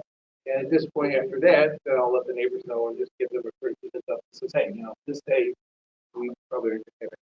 I mean, people can show up, but are drivers still of a great concern? Yes, I mean we can always use more drivers. If you'd like to drive, we're more than willing. I do have a customer who has school bus license. Excellent. Yeah. Yeah. Yes, we did have one, but it's also a county employee. Yeah. All right. Yes. So that individual and their husband came and they did a ride along with me this weekend, and he put his application in, so we're interviewing him on Thursday. So they're both in the process of doing. So yes, so that's excellent. So we've got a couple other applications that we got from the social media posts that they had. So we've got a few more drivers and stuff in line. So we're making progress. And we also have other things in the wings if we need to. But I think once Mr. Waddell gets up to speed, he can help do more training and that kind of stuff. The guys that want to drive during the day help, and then work with Eric and his team if Eric wants to help. And so the issue for me right now is bandwidth. So that's why Mr. Waddell's going to help. Question? Question? Yes. The 2 more per diems that we're looking for, is that going to, is the plan there for them to fill Sonia's full-time position with those 2? How is this working? So, because we got 4 for the weekend, supposedly take care of those 48 hours or whatever. We did that. Yes. So with these, So the problem is that for the last few months, we shouldn't have had 2 medics on during the day. We should have 1, because we could have used those hours elsewhere during the work week when we had holes, whether it's in the evenings or weekends and that kind of stuff. And so right now, of the 4 that we hired, 1 is working 36-ish hours a week as a BLS provider. The other one is going to fill in, I think, like 3 or 4 Saturdays during the month because they have a full-time job somewhere else. The third one's their paramedic who's going to cover Mondays. And then Liz is going to do Tuesday, Wednesday, Thursday, 12 hours plus to get her 40 hours in. And then the hope is that, well, the goal is that with one of these, they'll do Friday. And then the other one right now during the week that our goal is Wednesdays and Thursdays. So he's going to be their paramedic for Wednesday night and Thursday night where we have no provider. Have it for months because the 2 ALS providers are out on medical leave. And we don't want to. I appreciate you're so, giving a good valid explanation, which is fine. That doesn't answer my original question, which is, yeah, we're just trying to fill that one. No, we're doing all kinds of. We're doing other. So we're not planning to have 2 on necessarily. Not at this time. With where we are now. Because where we are now, we have to make sure we have coverage 24/7 before we work on having 2 staff during the day. And my trouble with having the 2 staff during the day over the last 6 months is having a staff and a driver. Right. I've asked numerous times for somebody to put a secondary driver schedule together, and it's been a struggle. So that's why I'm like, well, we have other holes that we can fill, and we're going to do that versus having people on it. And one of the reasons I ask is budget, and well, I'm just trying to figure out, are we going to try to have the 2 full-timers and then the 4 part-timers we hired and then a couple more part-timers? You know, that was starting to get to be a lot of money and a lot of stuff. So that's why I'm But it's, yes. So my goal at this time isn't to have, 2 paid staff. It would be 1 paid staff if we have to, if we can't get a volunteer. And it's either going to be an EMT or a paramedic. Obviously, paramedic's preference. But if we can, I'd rather have it filled with an EMT than nothing at all. That way, at least we can get a driver and an EMT and get it all covered at the basic level. So putting you on this last piece, I'm going to put you on the spot a little bit, but are we getting a significant feedback from the volunteers now because there's paid people and they're not pleased because they're not getting paid for the week? Only one that Okay, I've well, got. sounds good. I'm just But curious. The one. You don't have to go into, you don't have to tell me person in detail. Well, the one person says, well, I don't want to drive for paid staff. I says, okay, so the Mondays and Thursdays you've been driving the list for the last, year. No. So it's I think it's more of the psychology of it, but we're not having a major problem. Nobody's had a major problem yet because we have given them 6 months to show up and respond, and they haven't. So now we are being forced to make decisions to make sure we. Apparently, I'm chasing them out. Yep. Bedtime. Yep, it is my bed. Thanks, Fred. Thanks, Eric. So they're to help, fill in the holes and cover where we need them to cover. Because obviously the first line of defense is the volunteers. Volunteers can't do it, all right, where do we put an EMT or a paramedic to help balance the crew and make it happen? I mean, last night we had 1 paid EMT that came out at 1800.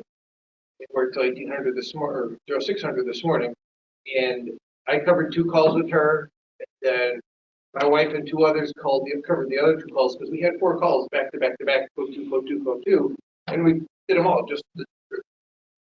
Yeah, so, we're helping you. We're helping you not to have to do so much. Yeah, this is where. Yeah. Well, I was being nice because it was our weekend to run, so we were on call this weekend anyway. And, but we got them all covered, so it's a plus. So we do have 2 more people that applied through civil service that are both current volunteers with us. Yes. Once again, were they paramedics? Did you say that? They are paramedics. They're both paramedics. That's good. Yes. They qualified. So all they have to do is fill out a piece of paperwork. Right. Just potentially prevent any drop. It'll make it better. It won't fix the problem, but it's a step closer to the right direction. Yes, because one of them will cover Fridays, which signing is left open now, and the other one will cover Wednesday night and Thursday night, which has been open for 6 months because they're out of medical and going back. So get money is to actually Yeah. Hopefully it all works out. And in the end, we need somebody to go to call because if you need an ambulance, you gotta wait. You know what I mean? You gotta wait, and plus, we get all our revenue from billing, so if we can't Right. get the ambulance on the road, we're not making the money.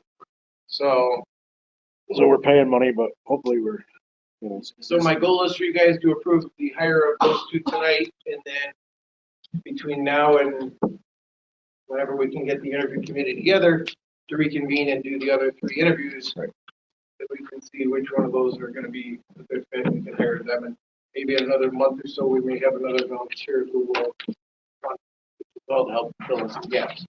The other thing that we're looking to, that I'm working on doing is putting a policy together for DM staff to be able to cover code 2 calls and that kind of stuff outside their normal scheduled time. So we can get a call covered code 2 or code 3, whatever the case may be, and give them, 4 hours of pay if they transport, 2 hours if they do a sign off or something like that. So we've spoken of that, some kind of on-call. right. Yeah, we've talked about that. Neighboring agencies use it, so it's just another way to help us get calls covered. Give them a couple hours of pay, we get the call covered, we make hopefully some money, and it all comes out in the wash. Right. These 2 new people that we got in the interview. So the 2 people that we have tonight are volunteers that we know. We wouldn't need to interview them really because we already work with them. I mean, I've interviewed them multiple times. I've written on calls with both of them multiple times.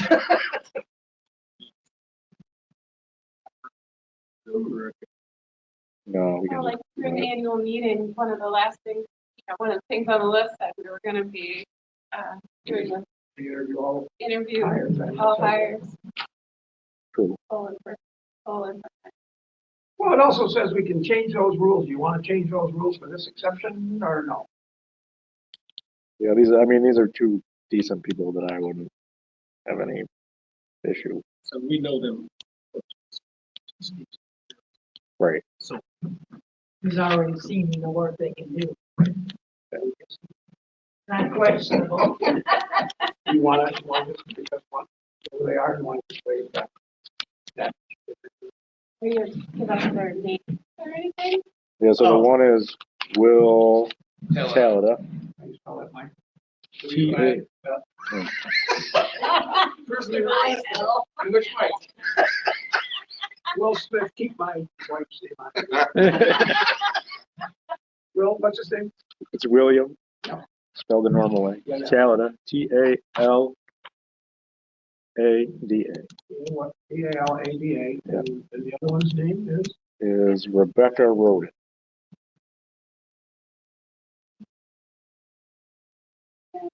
Yep. Both paramedics, both have volunteered with us for a while. Oh. Laura, would you be interested in making a motion that we waive the interview for those people? And the only reason I would back him up is because I didn't know that you wanted to do the interview regardless. And before that was done, and it could be an issue. That's fair enough. That's why we didn't. There's been no written complaints or anything.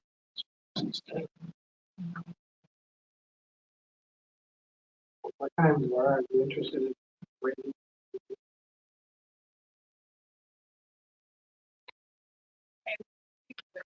One We time want because exemption. they said volunteers. That's They've already been vetted.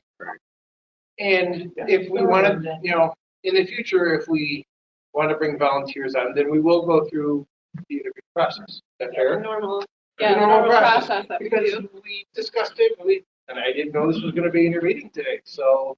I would like just. Too late. I move that we waive that. Sorry.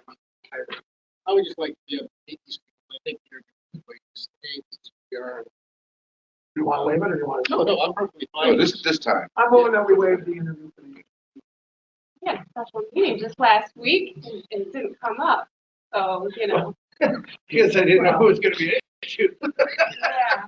I still move that we waive. Okay. I'll second that. All right. Everybody in favor? Yes. Waiving it? Yes. Okay. Yes. Perfect. Anybody opposed? Okay. So we have, let's start with William Talda.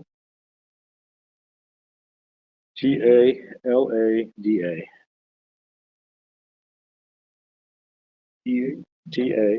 Talada. We think they're EMS commissioner, you want to move that guy? I'm talking to her. And the, One at a time. yeah, the other rate, so the rate that we came up with was 8. What did we do Okay, on the other? 27. Is that correct? Oh yeah, what did we do? I think we did 27. Well, and my other, 357. Okay, 27 then is the number. what was my other question? Yes, 28 something.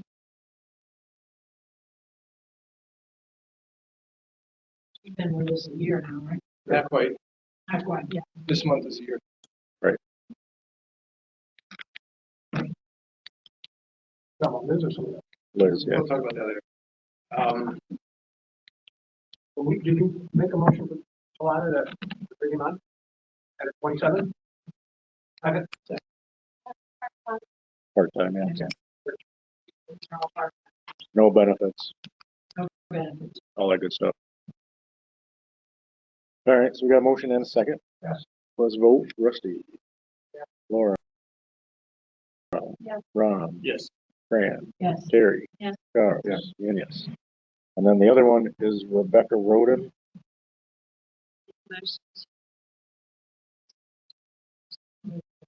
And the only stipulation is, like, Mike would be out of the chain of command. He goes, Yeah. for political reasons. And I think that, You can't come. yeah, and I think that's actually an excellent suggestion to have Nicoletta be the boss of the situation. Yeah. Which technically I am to all of them anyway, but Right. But it just right passes me. make it clear on this one. Yes. No, I think as a medical professional. Yes. Okay. So we got a motion and a second? Okay. Rusty. Rusty already voted. Laura. Yeah. Ron. Yes. Fran. Yes. Terry. Yeah. Carl. Yeah. And yeah. Okay. So you get those people paperwork going? Yeah. Nikki? So one's gonna work Friday and the other one's gonna work Wednesday night, Thursday night. And yes, they will have to resign from the So those are volunteer the side, others. because we checked into that with Nate, and that's how Yep. that works. Next week, or next meeting. Yes, on Sunday. The only other piece is old business for Ron, to bring you into the loop. Do you know about the old business? No, I'm just gonna have a sewer issue. Yeah. Yeah. Side of this. It's been an issue for like 20 years, Well, I probably. was gonna actually ask the thing he is on it, like, I don't know what he do with this, So- is that a historic issue? Yes, and the way Fred explains it to me is the sewer pipe and all the rainwater from the building comes into the sewer pipe, goes down. There's the S to go out of the building, and that's where it gets clogged up because the S isn't big enough to handle the amount of flow. That's still a pipe like, I don't remember what it is. I'm just It's, wondering, you know, 4 or 5 inches in diameter. we have a lot of pipe pipes in the that are 100 and they're that close. That's, have you Yeah. seen this at all, Dirk? That's not. Assuming we would like to fix it in if we can. I don't know if you can send people, I'm not sure how that process works. Just have you casually go over and take a look at what you can and decide if we need to hire this out or. Yeah. This is why we can't combine rainwater and sewer. Right. 'Cause it's too high of a flow. I mean, I think that'd be the natural first step, is that their profession. I think, yeah, I mean, ever since I found out about it, it's been on the old business and That's actually something we're talking about tonight in the sewer department. It's a lot of broken pipes. That's add it to the list. Sorry, Dirk. so that's what I have What kind of questions you guys have for me? You're doing a great job. Great job. Everybody, thank you for covering the calls. Well, it's been a learning experience all the way along, right? Yes, it has. So, all right. Thank you. Thank you. All right. Next, Stuart. I'm only gonna do two big things from here. Two big things, okay. Like we're just talking about here, we're discovering all the sewer lines in the village that have been there for 100 years. Most residential places have replaced the stuff with, well, but a lot of the original clay out in the street is becoming a problem. Not a big concern most of the time, except when it falls into concrete or those places that are state roads that have very special requirements. The American Legion is spot number one on the list right now. We got the state DOT and Paul Reeves because he does a lot of this state work. Meeting with him tomorrow to find out what we need to do, procedures, ideas, and get a quote out of them, see where we have to go there. Okay. The big thing is I talked a month or two ago about our EQ tank and our uphill battle to get it working again. I want to propose to hire a company called Clean Management Environmental Group, Inc., to come in and do a thorough clean of our tank, get it back in operation. Since this was something that came upon us and this did not fall into a neat little category, I wanted to use the HC Capital Improvement Reserve with the 30-day referendum because it is a replenishable resource and the next that needs to be done in 3 or 4 or 5 years from now, we can plan out for that. And since there was a lot of uphill battle stuff, too much to kind of go through, I just figured you guys can answer questions, concerns. If I'm not mistaken, you did get or reach out to numerous companies and only a couple of contacted back. Most places have a website that you can do RFPs, request for proposals. I made I think Tim finally got it to people, but I made a separate page talking about all these other places you try to contact and what actually the outcome was of it. The most insane one was the U.S. Waste Industries that gave me a verbal quote for $750,000. And then when I was flabbergasted about it, they said, well, let us punch the numbers and we'll get back. And won't have the rain yet. So, how to crunch it. Yeah, so I mean, And like I said, a lot of these, there's 2 companies here that flat out told us, they're like, with your tunnel, there's no way we're going to do it. But a lot of these places are not willing to actually give us a quote because they don't want to be held to it. And of the 2 that have done all the follow-up, Restore and Clean Management, Restore got a satellite image. They didn't send anybody out, but they talked to us a lot. They sent us a proposal. Their way is very high tech, and conversing with a former director, he does not think that that's the way to go because there are so many things in that tank that need a personal experience. People getting SCBAs, getting in there and actually doing the job, which is Clean Management. A rep came out. He looked at what he could. He sat with me for an hour or so, coming out with what I term as a work smarter, not harder method. He tried to save us as much money as we possibly could. What was your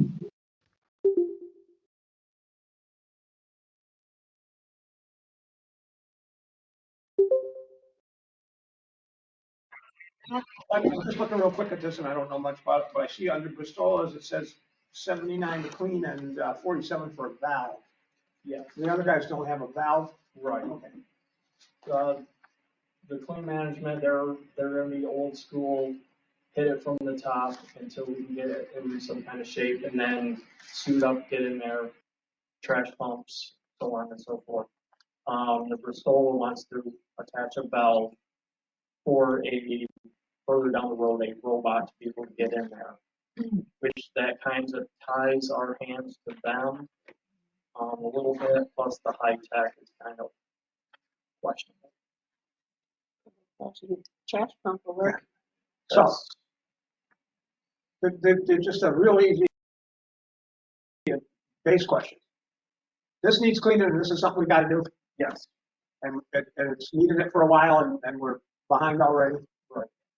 Well, we're behind because nobody could, I mean, we're the second place in the state to have this.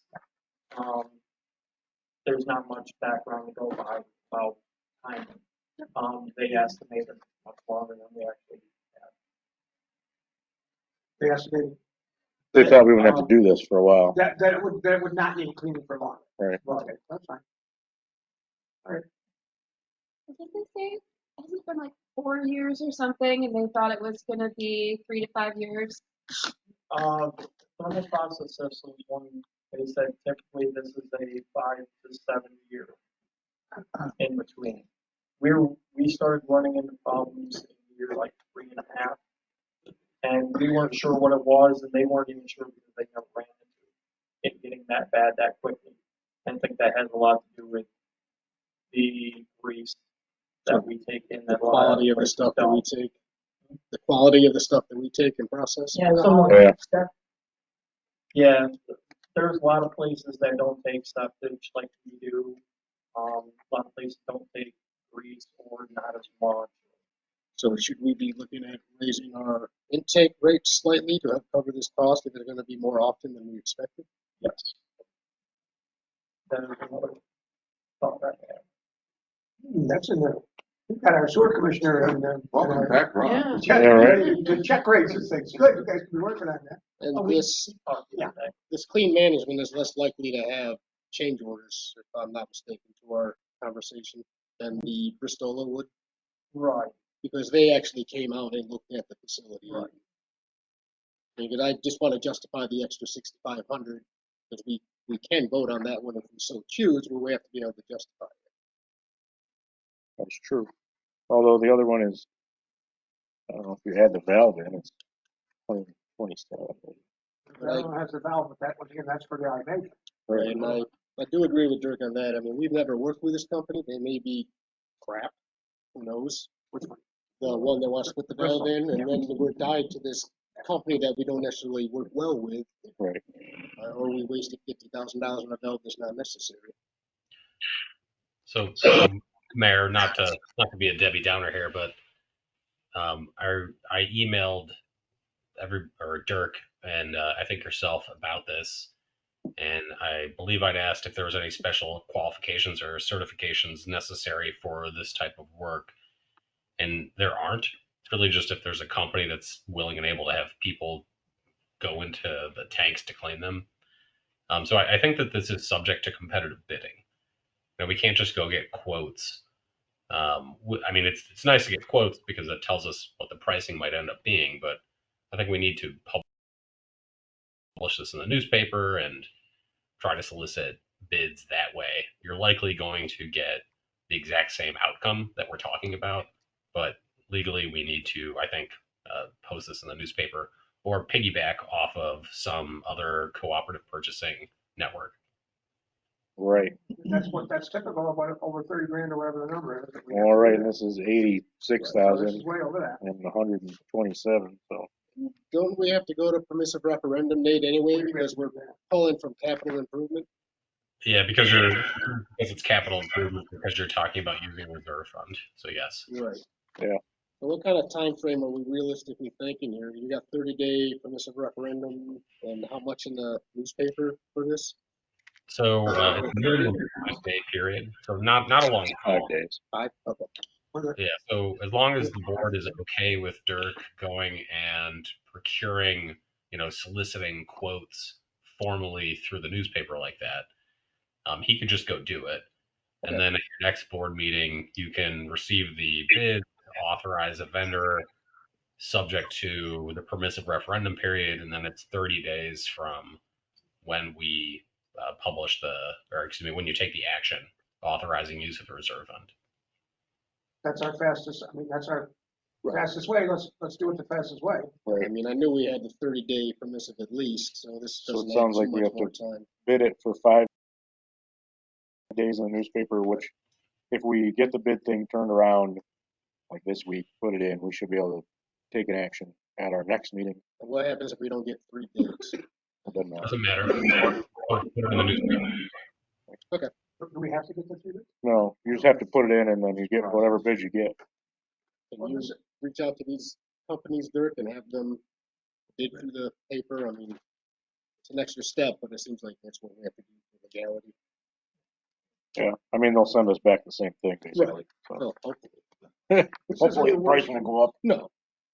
This isn't the worst thing in the world, assuming that we're not under the gun. We got to do this right this second. And the reason I say that is because, you know, when we talk about, oh man, it just came to us, we don't like to make decisions fast. Well, this actually gives us that one little, as we're putting out those competitive bids, we've got that chance to look it over and not do it that very second. So great. So if we're not in an emergency, we can do it in that 2 weeks and then that month. That can be the deal. We really don't have a choice, but if I'm Yeah, not we don't have a mistaken, choice, but I'm just saying it does Right. satisfy that some. but we are coming don't up like on to a do it. busy time of year for the sewer plant, I believe. So, I mean, we do have some kind of a window of opportunity that we need to be conscious of. Is there a time that you want to do it? Aside from right now. Yeah, yesterday is right.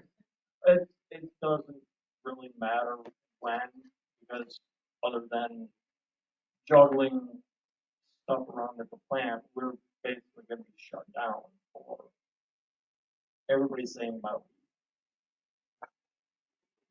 So you already shown here that you have an RFP, so you're just gonna publish the RFP, or we'll share the RFP on our website, and then you just share the link to it in the newspaper? I don't know how it works, but It said- Nate and these guys will figure it It out. says sent RFP, but I don't know if that was a competitive bid. Wasn't. Right. The competitive bids like what we did for the car, where we put a thing in the newspaper and say, or when we, you know, do a building project or whatever. But whatever you sent everybody else, you've already got prepared, so. It shouldn't Right. take long. Yeah, no, it shouldn't be a big deal. We just have to publish it in the right places. And what's the realistic time of publication of this? So if we can get it published this week, and it's out for a week, and then we can do something next meeting. Okay. Well, I say we hop on that then. I don't know if you'll get it back there. Hopefully. No pessimism, Rob. Well, whatever the rules are, It's only got to be published for 5 days. Right. So let's just, do our diligence, get it done as quickly as possible before this does become a major issue. If we get it published by next Monday, it can be published for 5 days, and then we take action the 21st. That's more than, you gotta write up.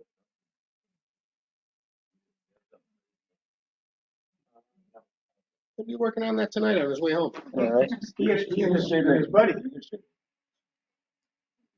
All right, I'm just a liaison. I don't know all this terminology, so I'm counting on you. I just don't want him to rush it. But as long as we get it published by next week, we should be fine. You'd have to have it in tomorrow by 11 o'clock. I don't know.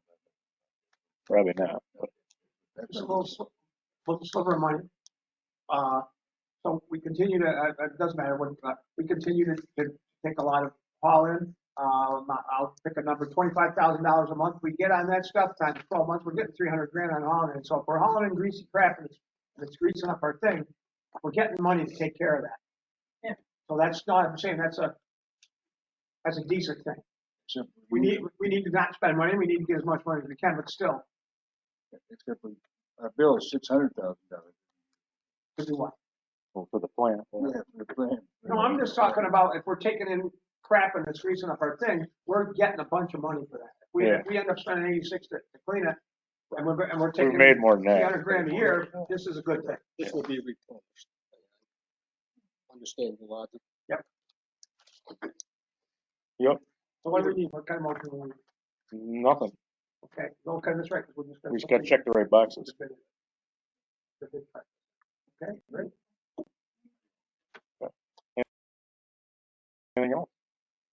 Thanks, Dirk. Okay. We got a report from Code.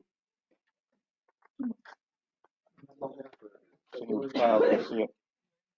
It was right on the back. What's that? There's two. Oh, there's two in here. So we got 2 months worth of reports from Code, February, March. So they did a bunch of stuff.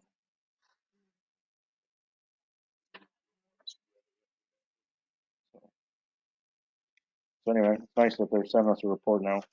I do appreciate that change from when I was here last. Yep. They keep track of their emails, I guess. I should keep track of that. I'd have a lot higher number. Don't include yourself. I know, right? And we got one from Joe, Police Department. I don't know if he's printed out. He sent one out, but it was like today.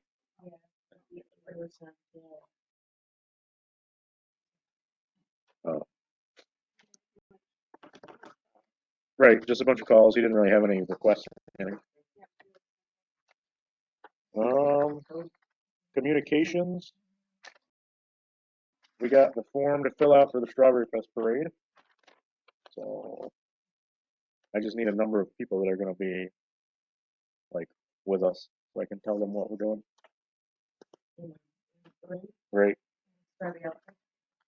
What are we going to do? And we got to figure out, how many gators we need and all that kind of stuff. We closed that day, so I'm there. You're there? Yeah. All right. Perfect. That's the whole reason I ran again. Yeah. Yeah, perfect. Get the candy ready. These babies. You gotta get the little mobile before Charles gets. Get the candy ready for throwing. We do a whole mini me thing, Charles. Here we go. You and me side by side. You're not riding, man.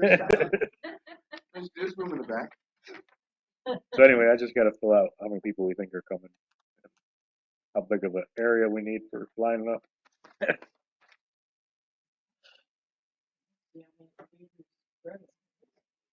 And all right, well, we got one of our own.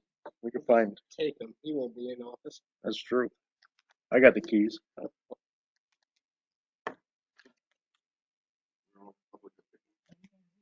Fickles. Yeah, we did get our signs fixed. We're not public officials anymore. Sometimes we're pretty fickle. Was that on the sign? It was on the sign for years that we used. It was spelled wrong. Who caught it? We were what? Some random person. Pickles. Pickles? Pickles. It was missing an eye, I think. Yeah. But anyway, he fixed them, and they're at the shop ready to be picked up. Gotta love that spell check. Yep. There's the sign guy. Yeah. Well, I've got a tattoo in the misspelling because he used spell check. Oh, no. That would be a bigger problem. Wasn't that guy though. Okay, perfect. No regrets yet. All right. Old business, we still got our traffic light issue. And the Jake brake signs. We could take the traffic light off of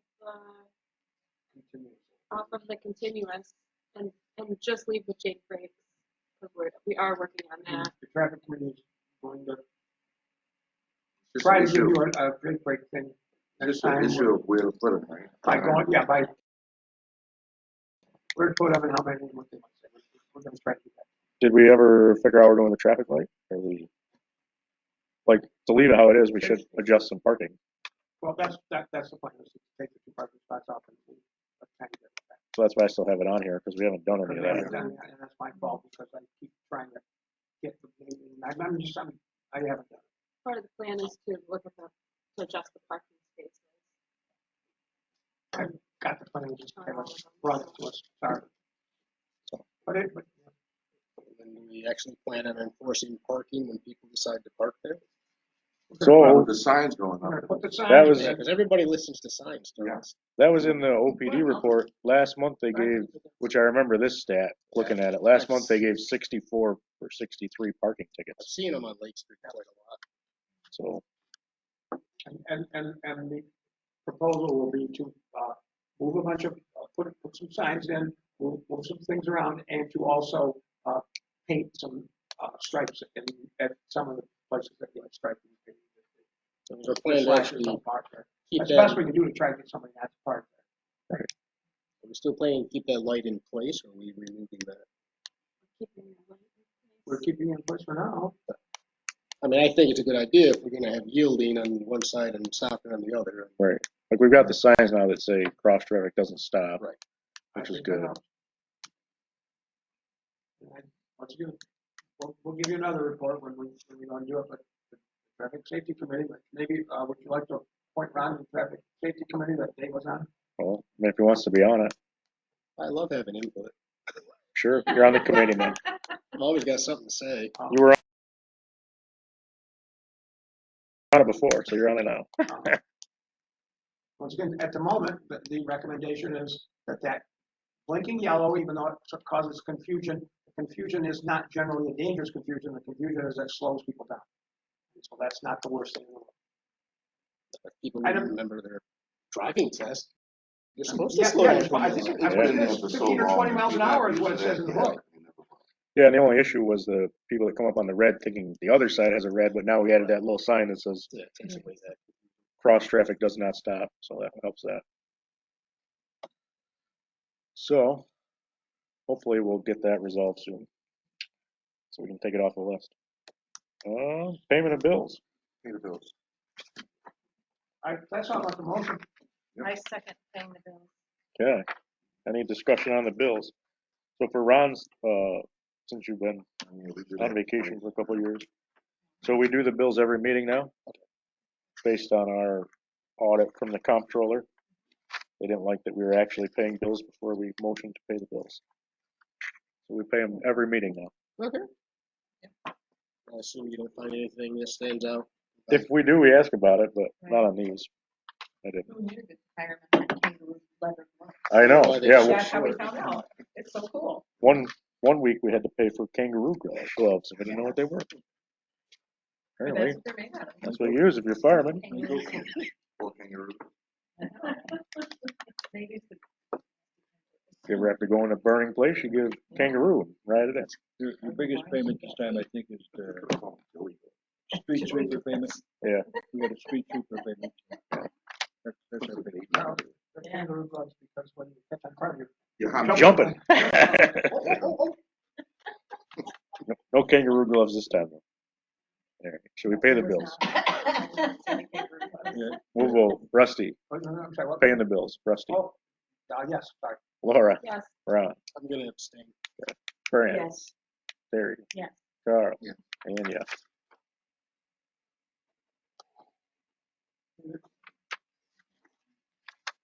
March 17th.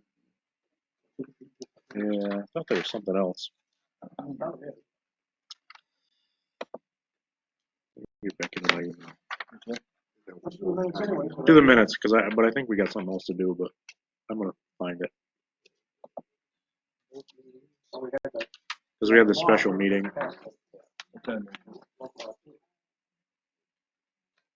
What's the story in the minutes there, Sailor? Sailor, Laura. You better be ready. Don't you be fooling around on that phone. You're supposed to be ready.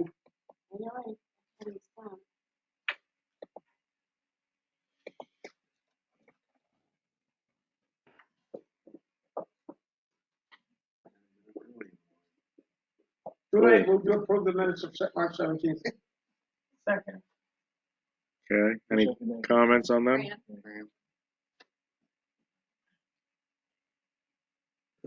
Any comments? Find anything connected. Right. Rusty, Yes. Laura, Yes. Ron, Abstain. Fran, Yes. Terry, Yes. Charles, Yes. and yes. Move to approve the March 26th minutes. Second. Okay, any comments on them? Right, those are easy ones.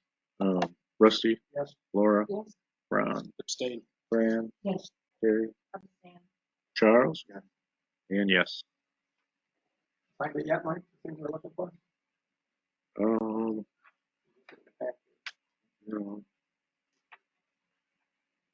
I did not actually. So. 2/3. We'll forget about it, and then we'll just have a special meeting on it. It's fine.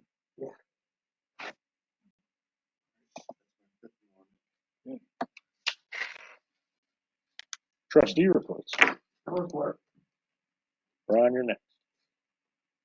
I actually had a question. Do I need to formally resign from the planning board in a written format, or can I do that verbally here? Good question. Nate, that's probably a you question.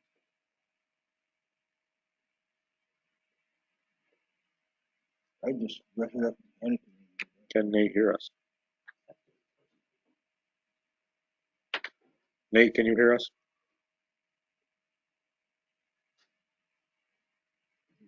There. Yeah, that's a yes, you should. How about I make a motion that we accept Ron Putney's resignation from the planning board as he is now become a member of the board of trustees.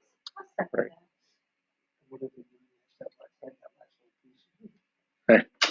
All right. Yes. Laura, Yes.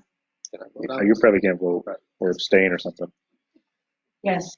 Yes. And yes. And we do need another planning board member now. We need two. I am actively looking for somebody. Julie's gonna be leaving. Right, we probably need two people. Tony, she's hanging on for now just because of my absence, but I am doing my due diligence to find somebody since it's the responsible thing to do. But people are very reluctant to volunteer. That is true. And we probably need another drawing too, I guess. Yeah, we do. I've been looking for that. We do have some openings here. I get a lot of village and legal residents coming in my store, and I'm always right. It's not a lot of commitment, honestly. No. A year and a half, I had like 4 meetings. But you can be a, controversial thing. Charles, I almost messed up. I'm writing down his resignation on the planning board, and I put only one head. So it's the planning board. The planning board, yeah. Regular planner. Charles, you're next. We're gonna have to start to figure out what date we're gonna have this grand opening of the skate park. That is true. Have to get together with the Chamber of Commerce so we can get the big scissors. Figure out if it's gonna be a weekday or a weekend. Right. Most of the skaters there. They're there all the time. Yeah. Unless we do it like at noon on a weekday, they're probably not. Yeah, but then again, getting the news I want all 3 news. Yeah, you want skaters there. The whole, yeah. That's what I was thinking, like the weekend, because everybody's available. But. Yeah, but I think when I spoke to Sabrina from Chamber of Commerce, she said it's easy to get everybody coordinated for the weekday other than the people that I'm gonna say actually matter, us and the skaters and the, you know what I mean? Like the rest of us all have jobs. Asking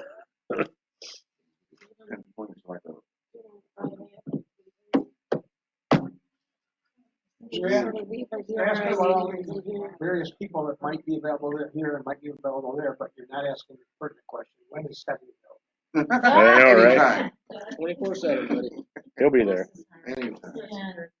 He probably won't be on skates, but you bring food, he will show up. Yeah, right. We could time it with the bathroom opening too. That'd be nice. Yeah, so we have a taco truck and the bathroom opening. That should be great. Yeah, then bathroom problems to follow. Then we'll have Dirk down there. I'm blocking the sewer. There we go. 2 birds. There you go. Trifecta. What else you got, Charles? That's all do I have? That's probably all you got. That's probably all I got. Laura.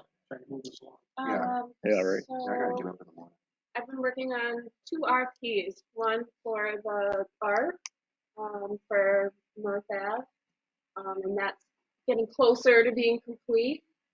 And so I'm hoping that we can put both of these RFPs on next meeting's agenda to discuss and hopefully approve them to go out if we can get them to the, that level.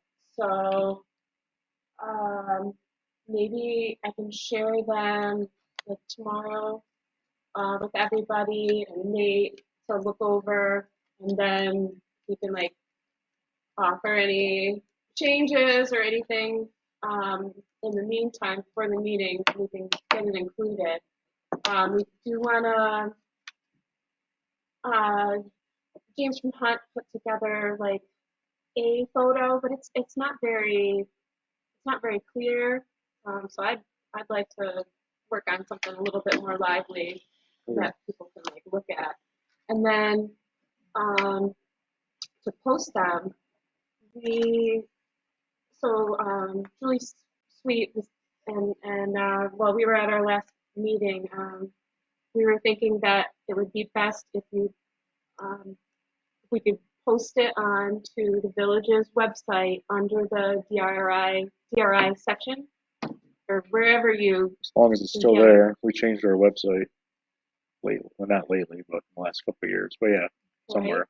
So there's like a section, and so that way, what we'll do is we'll create in RFP. We'll share the link of we're sharing where it is posted, but we'll be able to post it on social media, post it in with emails that we're sharing to potential artists, or like even the Arts Council could share it out, and then that way people just go to the link, right, and then they'll see the photos and have more information. And then we were going to see about having a place where people can ask questions, where multiples of us would see the comments as they come in, so that we could, know how they're going to get answered to the artists. If they've got weird questions that everybody's like, nobody's got an edge or anything. Like everybody has that fair play. So you're gonna have a public comment meeting? Is that what you're saying? So when you put RFP out, the people that respond can ask questions about it. Oh, okay. Gotcha. Yeah, if they have questions, if they want to visit the site or have questions that we didn't answer in the RFP, that they could do that.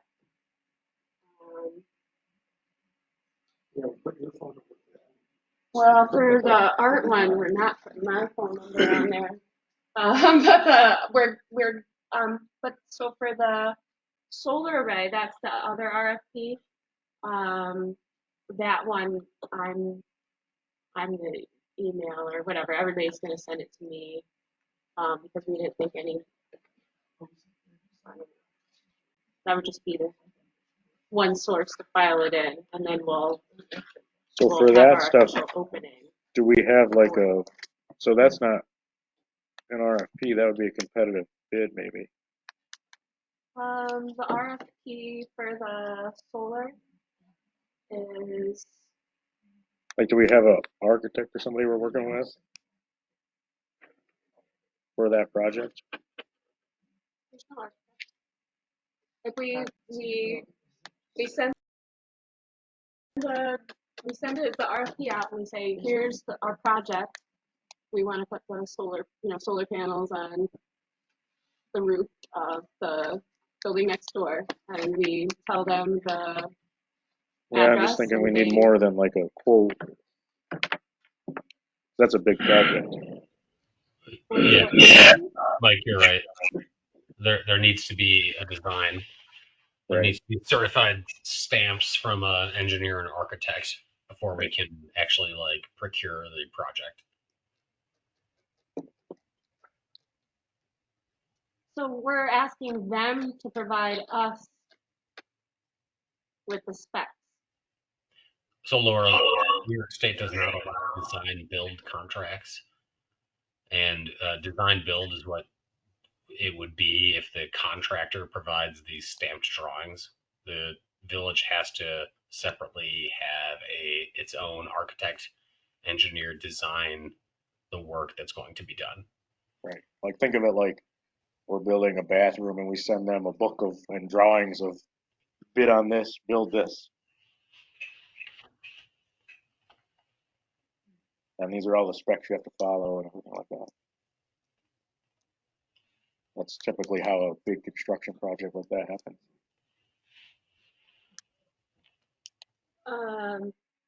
No, I haven't seen this in any of the other communities that have done this, but, you know, we just like, you know, we got like 6 other communities RFPs to look over and nobody else had to do that. So what's the, like we're not designing a solar field. We're just asking people to, you know, say like how many panels they can fit on an existing rooftop. So then say that I don't be surprised with the question at a meeting. I can't give a full legal answer. If you would please contact me with what you're looking to do and the examples you're talking about and send them over to me, I'll take a look at it and give an opinion. Okay. Yeah, we should definitely get Nate to look at it.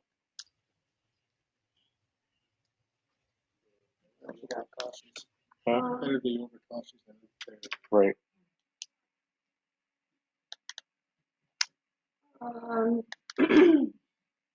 So other things I guess would be we also need to get all the NYSEG bills for like the past year. And I'll come into the office and get that. We have to show what our energy usage is. We have to show it for the wastewater treatment plant and for the energy audit we had. Okay. And then also for the energy use of this building and the building next door, because we would put in the proposal that the purpose is to hopefully net zero the cost of all the electric usage of this building. And then if there'd be any left over for the energy usage next door, because it doesn't use very much. The energy usage of this building is 82,000 kilowatt hours a year. And we potentially, the first quote showed that we would be able to net zero the building, except right now with the tariffs, it could be quite iffy about like how far money could go that we have the grants for. But if the grants are through New York State and we have them and those aren't being taken away from us, so we'll just see like what can we get for the money that we will have. Okay. So we're looking at that to get reimbursed for the chargers. We do have to install them. Yeah, so we'll figure out a spot to put the second one. So we get pictures of it or whatever, and then get our money back. Yeah. Did we get our money back for the car? The office hasn't told me, but we've done all the paperwork for the contract modifications, and we've done the insurance waiver, so they should be able to, like, Did we submit all the stuff to be reimbursed? The invoices and whatever? Yep. Okay. But I'll need to have the, not for the chargers, though. Right. Can't do those yet. Right. But I didn't even get the prepayment for the chargers. No, I did the prepayment, but I need to get the copy of the payments, our final payments for the chargers. Okay. And actually Joe signed. So I guess I need some more stuff to get the final reimbursement. This is all offline stuff. Yeah.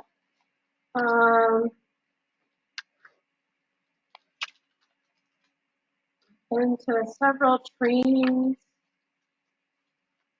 I have another urban forestry one next week.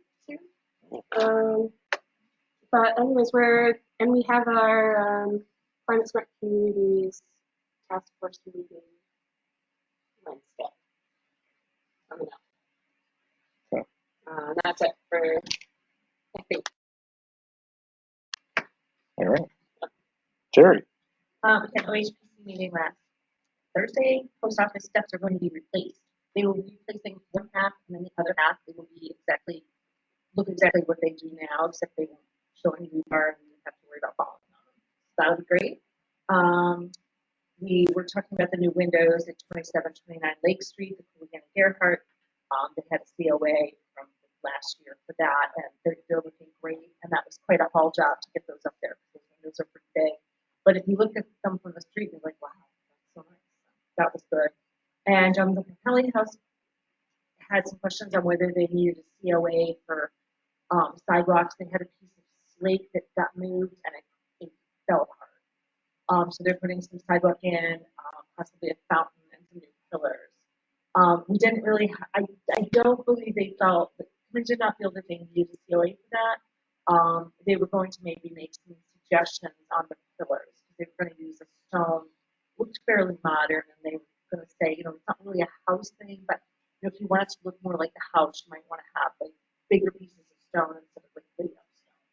So that was it. But they were very pleased that they came and asked first, because they weren't sure what actually needed a COA. So that was great. And the only sad thing was that Kim Trahan did pull her house elevation out because she doesn't feel that she would get funding for that. So she's done? She's done, yeah. That is correct. She She spent a crap load of money. She's already spent. Yeah, so she got reimbursed for phase 1, which was the planning. But they have not done phase 2 for her at all. And she has heard nothing. So she decided she's going to have some structural work done to her house to the foundation. I don't know if we want to talk about this here now, but how close is she to being whole from what she spent for phase 1 and what she's getting back? Is she all close? I think decent, yeah. Okay. That's yeah, it's a sad thing, but that's the way it is, Phase 2 was going to be the really upside down one, I think. Yeah. So anyway, that's it. Thank you. All right. Fran? With the cemetery committee, we had to cancel our meeting last week. Our meeting will be this coming Monday, the 14th at 5:30 here in this building. And on Saturday, the 26th, we will be having a work day with publicizing. We're going to do, I mentioned last time, inventory of headstones that need to be repaired or replaced and so on. And then on Monday, the 28th at 10 a.m., the Tioga County Water and Soil meeting was up in the cemetery about the tree planting program. So anybody that's interested is welcome to come to that on the 28th at 10 a.m. We'll meet up at the caretaker's cottage up there. Yeah. That's it for now. So that's to talk about planting trees in the cemetery. Is that to talk about planting trees in the field? The cleared field? We weren't thinking about the cleared field. That is not. Well, we're going to talk to them about where we could plant. We've got a lot of trees that are down. So it's just adding plantings like within the regular spaces. That's what we're thinking about as far as replacing some of the big trees that we're taking down. Right. I mean, another thing that really I don't know if they can help us with it, with the water and soil. One thing that we really need to do there in the cemetery is those big embankments that go up. We need to have some perennial ground cover, so that they don't have to try to That's true. those steep banks. So I don't know, what they might be able to offer there. I mean, these are the things that we're talking about. Yeah. When we meet on the 28th. Yeah, I mean, if over a few years we could do some of those embankments. Right. All right. Yep, I'm all set. Down to me. Don't have anything. Ron just sent me his letter of resignation from the planning board, so we'll print that out and include it with everything. Look at that. You were using your phone during the meeting? Yeah. For productive use. I don't get in trouble for, double dipping, or whatever you want to call it. Yeah, planning board stuff. Any- Nothing, Mike? No, we covered all my stuff during the meeting. Public comment. Yeah, Kevin. I just wanted to thank the board for their decision on 138. You know, there's been good businesses there for a long time, but that doesn't mean there'll be good businesses there in the future. And if you zone it to business and you have a problem business, you got a problem that's harder to fix. And I do think that there's a much higher need for residential use than businesses. Downtown's got a lot of openings, although the guy owns the building, I kind of feel bad for him, but his lawyer should have checked the zoning before he bought it. That was his lawyer, he talked a lot, so maybe he's the lawyer. Ironically, I checked online and some realtor sites have it listed as commercial, which I find weird. I don't know where they got that information. Yeah, there were two down on Main Street that were listed commercial too. I don't know if that's self-reported by the property owner, if they actually do research. I have no idea. I'm not a realtor. I don't know. I just found that concerning for the gentleman. I mean, Yeah, he was. Salespeople, you just have to think that. I'm That's just true. wondering if there's a liability on their side for misrepresenting that information. Yeah, maybe. But I don't know. I think if you get variances for residential, you'd probably be better off. Right. And I do know him personally, and he would rather go residential. It would Yeah. be much easier, less headache. Yeah, But the exactly. variance is the thing that concerned him about whether it would actually get approved or not. I don't know if we'd have an Go issue. to the planning board? It goes to the Zoning. zoning board. Right. I mean, I'm not sure if that'll be his next step or if he'll just bite the bullet and turn that into a bigger apartment. I don't know what his ideology is. Yeah, I don't know. Can't speak for the zoning board, but watching things in the past along this line, they're more concerned about that size stuff with new construction rather than somebody. Yeah, it's already there. In the building, because we watched them allow that. And I was Don't know what they'll do, but I was under the impression there was 3 apartments. There's only 2, so they would only add a third apartment, which would make it much easier. So he is only, I believe it was 3,000 square feet on the property per family unit. Yeah. Then an extra 1,000 foot for the third unit, so he is just missing that mark. Right. During the planning board meeting, he said there are four units. I think they have 3 now. Ryan. Today he said And that would be 3. 4. He said 3 today, but he said 4 during the planning board Well, meeting. whatever. I wonder if the fourth must be business. Right, the fourth might be the business. I don't know. There's one down. Yeah. There's one down. Downstairs, Is there there's one 2 upstairs. I think there's 2 upstairs and 1 downstairs. He did say there was 3 people. So that would add a fourth. So that would put him a little further away because it's, I think, an extra 1,000. Yeah, I think there's. Which is ironic since that property behind him was either donated or sold. Right. He was being a lawyer at the Motion to adjourn. Nothing more. I'll second it. Are you guys good? Okay. Motion to adjourn. Who's engaging in the public comments? Yeah, I gotta go to bed. See you next time. It's not midnight yet. Pretty enough. Yeah. Still got 2 hours. We weren't done too many of them.